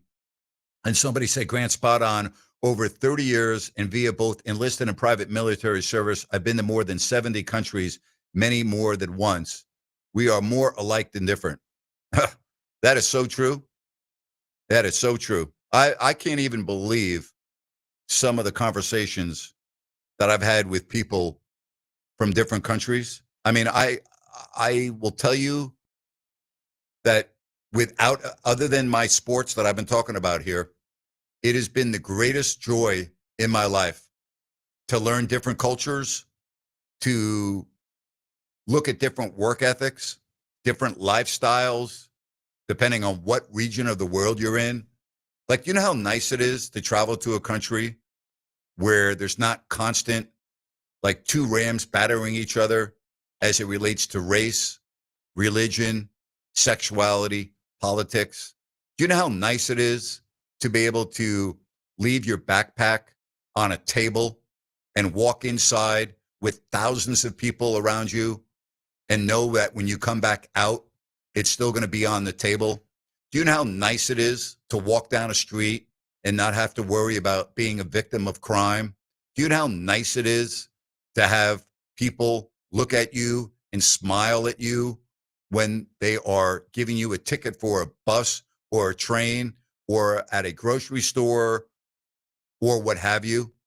Do you know how nice that is when you can go to regions of the world where it's just night and day different? Do you know how nice it is to be in a region of the world where when you need medical attention, you can walk right in and see some of the best doctors in the world within 20 minutes? And then when you get your bill, you're able to afford it easily, as opposed to going, oh my God, if you don't have insurance. Like, there are countries like that in the world with great people that work hard and have phenomenal work ethics. I love that. I love that. I really do. I love that. I think that's been the biggest educational experience of my life. Rhino, and I talk about this all the time, and you know my love for traveling. It is the biggest joy in my life to meet people from different cultures. By the way, an update, all right, when we talk about this game tonight with the Kings and the Phoenix Suns, Dennis Schroeder is not going to be available tonight for the Kings. So keep that in mind. And I would say one thing, I'm not crazy about his shot selection. Yeah. But he's played better off the bench than as a starter. I would agree with that 100%. So where are the minutes going to go? They're going to go to Neek. I would say you Dion? got to start getting Neek some minutes, you know? Yeah. This from the 209. Thanks for talking about this, Tizzy, and playing his music. He is my all-time favorite King, Pete from Galt. Yeah, special man. Him and his wife, Regina, and their family. Pure, just like great. I had Regina on my show. I'll never forget it. a few years after Wayman passed, and I actually broke down on the air crying. I mean, I seriously did. I'm not kidding you. I mean, it was like, because Wayman had that impact on you. Like Wayman, like, was such a special human being. Just one of the great people I ever met in my life. Just tragically lost him way too soon. 916-779-0929. That's 916-779-0929. All right. Have you even looked at your picture? Or are you going to just wait until we go to the commercial break? No, I've actually done a little due diligence. Okay. I decided to turn things around in terms of my preparation since my record has not been there. How about you? I have not looked yet. I know who's playing, but I haven't looked at any of the numbers. And again, if you want to get involved in this to win a gift card from Bennett's, all you have to do is go to our X page and the Fox Sports KSC, Rhino's X handle and mine. We'll put it out there for you, and then you respond. You must use the DraftKings NFL odds because we have to be playing with the same numbers. Yeah, one other thing, we get a lot of questions about this. Can I email them or text them? No, we need them on X because it's all in one spot. That way we can see them right there, and we can interact about the picks throughout the week, and it keeps it fun and clean. Yes, and we can see it. It's all transparent, right? Yeah, It's right there. That's another good point. Like, we have to flip a coin this week. We have two people that went 3-1. I'm going to flip a coin right here in the studio. Yeah, absolutely. So we're gonna do 2 rounds of picks. We're gonna do the 4 games. All right, Thursday, Friday, and then we'll get to the weekend games. So we're gonna go head to head for the first time this year. Mm-hmm. And then you'll pick 4 games over the weekend. I'll pick 4 games. Looking forward to it. I've been looking at some of the trends. I think that Dallas KC game is just so interesting. I agree with you. Because you think if the Chiefs lose, I think they're almost done, aren't we? Can we say that or not really? No, I'm kind of with Chris. If they have a heartbeat, I can't rule them out. We started doing that at the beginning of the season. Good point. That's very true. Very, very true. 916-779-0929. We get you right up till 6 o'clock and the weekend. Don't forget to be with us on YouTube. If you don't like that, again, that's over on YouTube and X right after the game. Jerry Reynolds, Rhino, myself, we are looking forward to that. And don't forget, Friday, there's a game, Sunday. So a busy weekend with the Kings. Do they make it 3 in a row tonight against the Phoenix Suns? I like the way they match up against the Suns. That's the one thing I do like. I think they do make it 3 in a row. And I don't mean this in any disrespect to Dennis Schroeder. I look at the matchups in this one, as you said. I think this team matches up better with having Neek and Keon get some of those minutes than they do with Dennis. I don't disagree with you. So you gave me the over-under the other night, and I picked the under of 22, and I was right. If you go over-under 22 tonight, I'm going to go over. You agree? Say that one more time. Which over-under? The other night, you gave me a over-under combined minutes for Neek and Keon of 22, and I went under, and I was right. If you give me 22 tonight, I'm going over. Has to. If you give me under 22, just write the L down right now. So that means you're going to be playing a lot more of the starters, which we know, again, even last game, Grant, the bench brought the team back. Yes. The Kings had 9 points in 6 minutes. Absolutely. So why don't we take a break? Because we have a lot to do next segment. We've got a lot of picks. We've got to look at a lot of things. And I want to get to that. So why don't we take a break? We'll come back. Final segment, our NFL picks next, right here on Fox Sports Sacramento. Fox Sports Traffic as we take one final look at the roadways before the Thanksgiving holiday. We got that problem on State Route 99 at Fruit Ridge Road, still causing some slowdowns through that area. Traffic hazard on I-80 westbound at Eureka Road, slowing things down through there. And speaking of slowdowns, we're still dealing with some rush hour delays still lingering on the Cap City Freeway, I-5 and US 50 throughout the entire Sacramento area. With twice an hour traffic, I'm Andy Bass for Fox Sports Sacramento. Cameron, I just think we need to, see other people. Are you trading me in? No, a trade-in is what I'm getting from Kitchen Mart. A trade-in. Right now, Kitchen Mart's offering a $750 credit when you trade in your old kitchen countertops for something worth showing off, like granite, marble, or solid surface. I'm not worth showing off? Not like the stunning new quartz countertops Kitchen Mart just installed for Karen and Tom. Huh. Durable, easy cleanup, made their kitchen look brand new. And Kitchen Mart gave them a $750 trade-in credit to haul off their ugly old tile and grout countertop. You're dumping me. That's harsh. You want me to wait till I get the new countertops from Kitchen Mart? At least hold off till Wednesday. I'm seeing Susan. Susan! Now's the perfect time to trade up to beautiful new quartz, granite, marble, or solid surface countertops. Because for a limited time, Kitchen Mart's offering a $750 trade-in credit for your old countertops. Go to kitchenmart.com today and schedule a free in-home consultation and save $750 off new countertops. No one does it better than KitchenMart.com. Looking for the perfect spot to watch the game and enjoy amazing food and drinks? Look no further than Fieldhouse American Sports Pub. Family owned and operated, Fieldhouse is passionate about creating a fun, welcoming atmosphere for everyone. Spice things up on Tuesdays with Taco Tuesday. Buy any order of our delicious tacos and get a refreshing margarita for just $6. On Wednesday, Fieldhouse features incredible drink specials. Enjoy $5 well drinks and ice cold pints all day long. Fieldhouse was voted the #1 sports bar in Sacramento. Tons of TVs, a mouthwatering menu, and daily specials. It's the perfect sports bar to catch all the action. Visit us today at 1833 Fulton Avenue. Fieldhouse American Sports Pub, where the food is fantastic, the drinks are flowing, and the good times never stop. Fieldhouse, bring it to the house.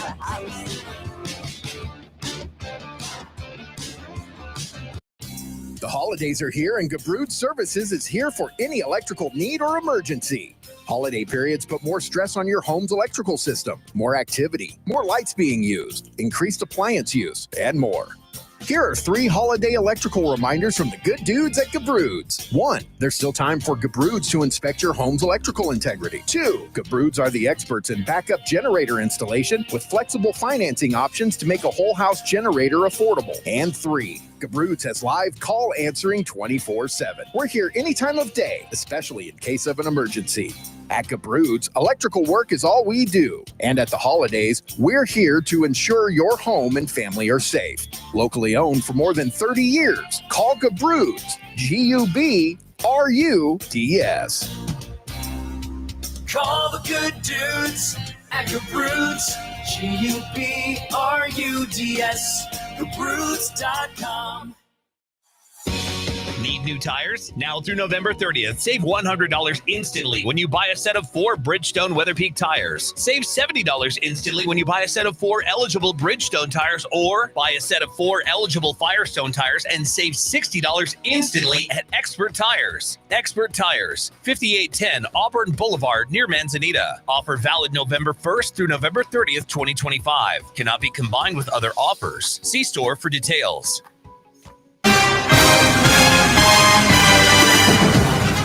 Thanksgiving football. The 4 games we're going to do first: Green Bay at Detroit, Kansas City at Dallas, Cincy at Baltimore, Chicago at Philly. So let's stay in sync. Green Bay at Detroit. Hey, Grant, Packers, really quick. Yeah. Let's get some housekeeping out of the way. Oh, okay. First thing, if you're going to send us your picks for Thanksgiving and your 4 picks for the week, put them in the same post so we don't need to go searching around. Thank you. Also, let's announce our winner really quick. Sure. Compliments of Bennett's Restaurants, 3 locations here in the greater Sacramento area. Go check them out, Bennett'sRestaurants.com. We have a tie, Alex and JD at Alex _G916 and Jam Dad. Here's the coin. It's going up. Grant, you saw it? Yep.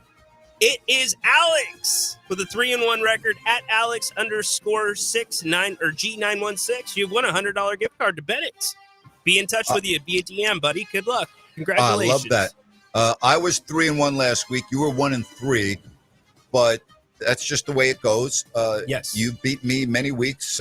Maybe you'll get back at me this week. All right, so let's do the first 4 games in a separate pack. Green Bay at Detroit, and thank you for that housekeeping, by the way. It was much needed. Green Bay is getting 2.5.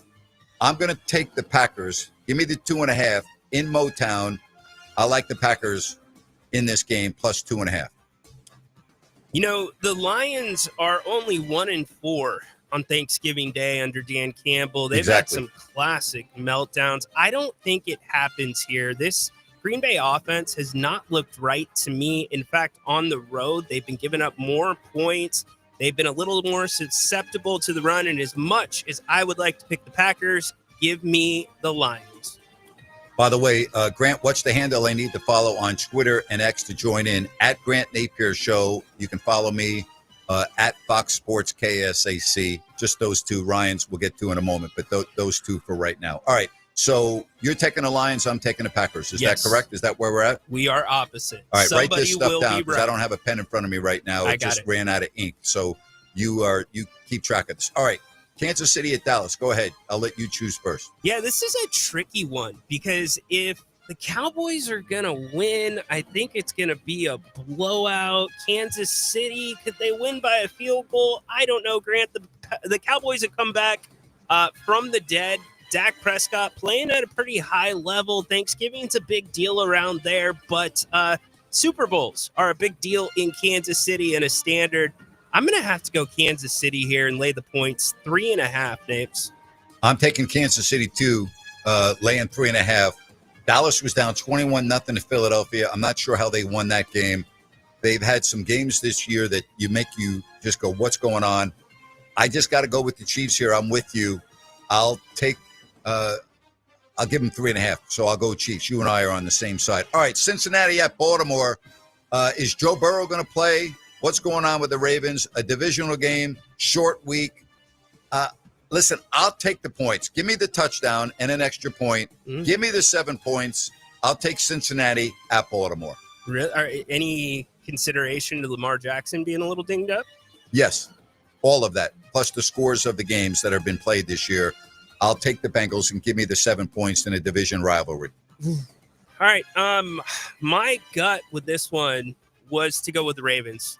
Jim Harbaugh, better coach team. Lamar Jackson, it feels like they're starting to get things back together. You get Joe Burrow back. Well, guess what, Niners fans? You just got Brock Purdy back, and he threw 3 picks. So You never know how he's going to look. He's been out with a toe injury, and if you can injure a toe and be out that long, it's probably really easy to re-injure it again. Not a doctor here, but you got to worry about that. And even his confidence, Joe Burrow, in that foot. I'm going to lay the points and take the Ravens. All right. So, final game. Chicago at Philly. Which way you going? The Bears are getting a 7-point spread there. 7 points in favor of the Eagles. So the Bears are getting 7. I love this game. Give me Chicago. Now, I'm not a believer in Chicago to the Super Bowl. I think they're making a good stride this year. They're going to have something to build on. Coach is doing a great job. 7 points is way too many for me, Grant. This Eagles team has just been far too inconsistent. Caleb Williams, you could argue, has been inconsistent too, but he's playing well right now. Give me the Bears. I think the Bears are the worst 8-3 team that I've seen in a long time. I think they're going to come screeching down to earth. I like Philadelphia here. I'll give you the 7 points, and I will take the Philadelphia Eagles. Real quickly, Grant and gang, I sent my picks in on 2 different posts earlier. Sorry about that. Should I redo them, delete them, and redo them? Well, yes, you should, if you wouldn't mind. Yeah, and here's oh yeah, please do. And if you have won, let's put this out there. Thank you for sending your picks, but when you picked up your gift card, you signed that you can't win again for, I believe it's another 30 or 45 days. So just want to make sure that we see you. All right, so good luck on that. Let's now move to the weekend games. I was 3-1. You were 1-3. So because of that, I am going to pick first, okay? You pick first. You have the honors, my friend. Okay. So, San Francisco at Cleveland. The 49ers are giving 4.5. I think this is going to be a really difficult game. I think it's going to be low scoring. I think it's going to be very close. Monday Night Football, 4-hour flight, short week. Browns with a good defense. Myles Garrett. I think the Niners are going to win this game, but I think it comes down to a last-second field goal. So I'm going to take the Browns. I'll take the 4.5. I think the Niners win the game, but I think it's going to be a 1, 2, or 3-point game. All right? So that's why I'm taking the Browns here. How's Sanders going to play? Robert Saleh's the man that's running the defense for San Francisco, right? Yes, he is. Okay. Well, All right. he's going to see some looks that he's never seen in his life before. Okay. But what's the one weakness of the Niners? They don't get to the quarterback. Yes. And what does Sanders do very well? Gets He's outside the very pocket. elusive. He's very immobile. So, it's not the greatest matchup in the world for the 49ers in that regard. No, it's not. Really weird matchup here because of the points. They're so off between different books. Some books have it at -12. DraftKings has it at -10. It's the Rams at the Carolina Panthers. Man, are the Rams candidates for like game of the year, cleanest 60 minutes of football coming off their performance last week? Probably. They're rolling. They've got to make the cross-country trip to Carolina. Here's the thing, man. Carolina, I don't think they're as good as their record, but they've been freaky at home. They have these explosions that just come out of nowhere. They're 3-2, Grant, against the spread this year at home. 10 points is a lot of points. Give me the Panthers. I love that pick. I was going to go there too, but I'll go in a different area now, even though we're allowed to pick the same games. But since we have Thanksgiving tomorrow and Friday, I don't want to do that. Okay. So let me go to a different game right now. Arizona at Tampa. Tampa's in a real free fall right now, Rhino. This spread is only 2.5. The Cardinals, to me, are just blasé. Mm-hmm. I'm going to give you the 2.5, Rhino, and I'm going to take the Tampa Bay Buccaneers at home to win by a field goal or more against the Arizona Cardinals. Who's playing quarterback in Tampa? You. Me. Sweet. Yes. Love it. What time's my flight leave? You're not there right now? Am I first class or am I economy plus? Anyways. All right. I'm going to be a homer and go to the Pacific Northwest. The Seahawks, I just said 10 points is a lot. The Seahawks at home against the Minnesota Vikings. What is going on with the quarterback position there? I love KOC as a head coach, but that might have been a bad move by the organization to let the quarterbacks go and ride with J.J. McCarthy. Regardless, the Seahawks are going to be bent. The Seahawks are going to be ready to go. I think they learned a lot from that Rams matchup a couple of weeks ago.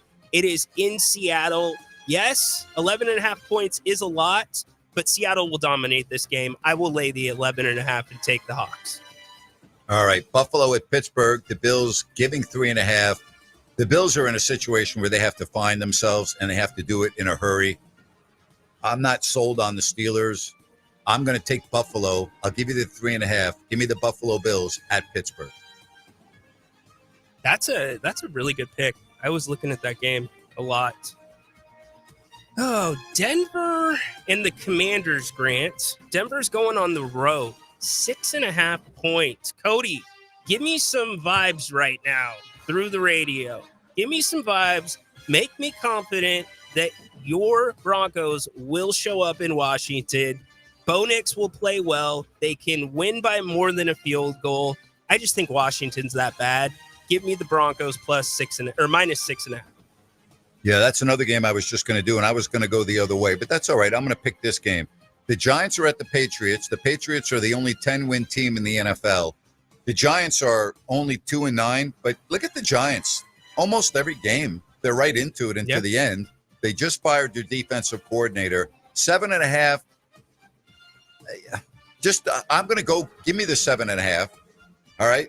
I don't think the Giants are going to win this game, but I could see them staying within a touchdown. And give me the Giants plus 7.5 at New England. All right. Final pick before Turkey Day. Oh, am I going to go there? I'm going to go there. The Tennessee Titans welcoming in the Jacksonville Jaguars.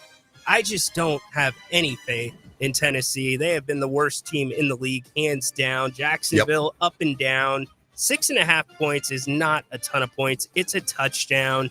Give me Jacksonville -6.5 in Tennessee. All right. So I'll let you, if you don't mind, put this out on social media because I didn't write this down and we've got too many for me to even remember right now. Do you want me to? That's a lot of recap. Yeah, we'll put them out on social. At Grant Napear Show, at Fox Sports Sacramento, easily at KSAC. Yeah.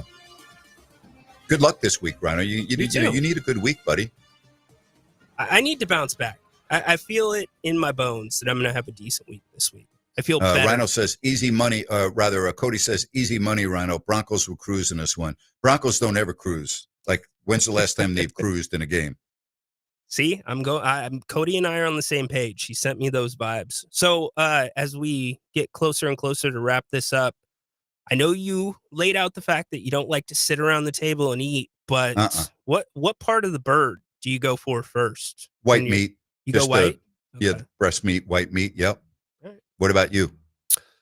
I usually start white. I save the dark for sandwiches because it's a little bit more moist, but I'm going to give you a random one. Have you ever had the neck? Have you ever eaten a turkey neck? I don't think so. Got to try a turkey neck, my man. All right. So give me 15 to 30 minutes, then let me go sit down and watch the games. All right? Yeah. Is that okay, or am I like ruining it for you? Like, is that okay if you're okay with that? Like, you know what? We used to, or I should say, my parents hosted Thanksgiving for a group that was 30 to 40. And that's how it was. It was buffet style. And I love that. Buffet style is the best. That's what I want. I love buffet style. You had both options, by the way. If you're the person that likes to sit down around the table, the dining room's open. Go do it. I love it. Guys, we're watching football. And by the way, happy birthday, Mom. It's her birthday the day after Thanksgiving. Love you, Lolo. I love that. That's great. Happy birthday. That's phenomenal. So here's our schedule. Tonight, post-game show, YouTube and X. I will not be with you on Friday. I have confidence in you. And by the way, I am really happy for you that you're actually going to a Notre Dame football game this weekend. That? Yeah. I know. Well, for the first time, I'm going to hear that fight song in person.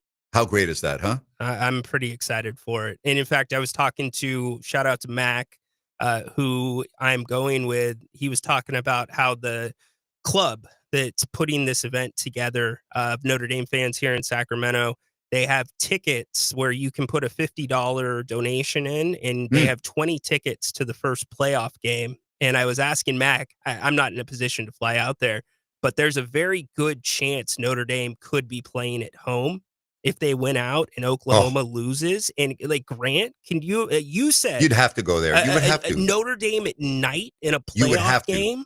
You'd have to be there. There's no way you could say no to that. I know. Well, you got to win the raffle first, but that would be really, you asked me, dream scenario. That would be unbelievable. That would be absolutely unbelievable. Crazy. You never know. You never know. You know?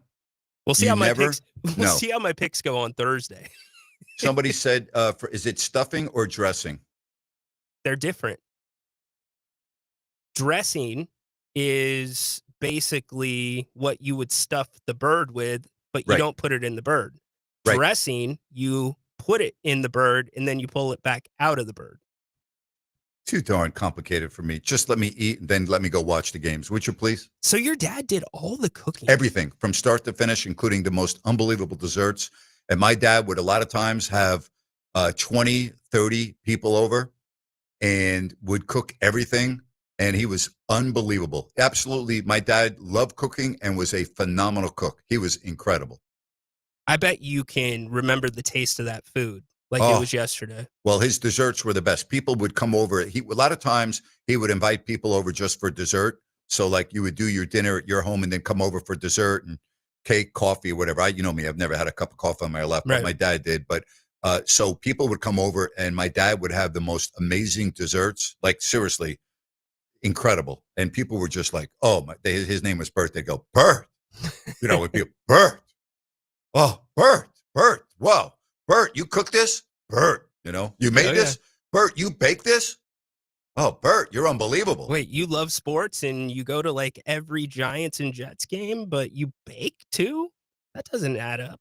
Yeah, that was pretty incredible. I didn't get that gift from my dad. I got a lot of gifts from my dad. Baking was certainly not one of those gifts. To be fair, and by the way, my dad didn't use a recipe. He didn't have a cookbook in front of him like that. That's how it's done. That's how it's done. To be fair, you have not had a lot of opportunity in your adult lifetime to spend time in the kitchen. No. I mean, my entire adult life has been going to the airport to catch a plane for the holidays. Ever since I can being in college, really, seriously. I mean, ever since college, the day I walked out of my house on the day that I left to go to college, from that point forward, the holidays were completely different for me because Bowling Green was quite a distance from Long Island. It was a 10-hour drive. And if you had to fly, I mean, it was not easy. You'd have to go from Toledo to Cleveland to New York. So, like, I don't think I ever went home for Thanksgiving. And then we would wait for the semester end, and I would go home for 3 weeks over Christmas, or at least I did that for the first 2 years. But then when I started doing my internship, I was, even though Glenn gave me the opportunity, I'm like, no, I'll stay here and work, and was doing sports shows, doing games. So that was it. And that, for the little that I know, that was going to be my life forever, pretty much, regarding the holidays. And so the holidays to me were about, where do I have to be, in what city, what time does the game start that I'm working, like, all forever. That's, when the schedule come out every year in the NBA, I would look at 3 or 4 things. Number one, when are we in New York to play the Knicks and the Nets? That's the first thing I always looked at. Number 2, are the Blackhawks at home the night before I do the Bulls? Number 3, when are we in Miami? And number 4, what's going on over the holidays? Happy Thanksgiving, everybody. I hope you have a great day tomorrow. Thank you for your support. I'm thankful for you. That's why I came back on the radio here after 5 years, because I'm thankful for you. I'll never forget you. You're part of my life. I'm happy that I'm part of yours, at least for 3 hours every day. Happy Thanksgiving, Rhino. Have a great day, my friend. You too, partner. Talk to you tonight. YouTube after the game, Kings and Suns. Stay safe, everyone. Enjoy yourself. You deserve it. Yeah, get me the music home on Fox Sports Sacramento. It's Laramie the Golden Retriever with Vince Bloom the Big Guy. The weather's getting cooler, but at Folsom Lake Dodge Chrysler Jeep Ram, the deals are hotter than ever. How do you mean, Vince? Prices are falling like leaves in every Dodge, Chrysler, Jeep, and Ram in stock. During the Black Friday sales event at Folsom Lake Dodge, save over $12 grand net savings off MSRP on 2 new 2025 Ram 1500 Bighorn Crew Cab 4x4s. Net price, just $48,995. And here's another hot deal. Take $14,980 net savings off MSRP on a new 2025 Jeep Wrangler 4-door Willys, just $42,495. One at this net price. So drive into Folsom Lake Dodge Chrysler Jeep Ram. Now is the time for a deal, right, Laramie? At Folsom Lake Dodge. The Folsom Auto Mall and online at FolsomLakeDodge.com. Ram includes $65.40 dealer discount plus $61.70 and national stackable below MSRP retail cash. Ends SN 758655 and SN 772532. Wrangler includes $64.60 dealer discount plus $5,500 and bonus national retail loyalty and select inventory cash. Must have FCA vehicle registered in your name for longer than 30 days. In SW 543908, see dealer for details. Expires 12/1/25. Are your lights flickering more than a disco ball? Tired of your office coffee maker and server room fighting over that one working outlet? Call the pros who keep the juice flowing.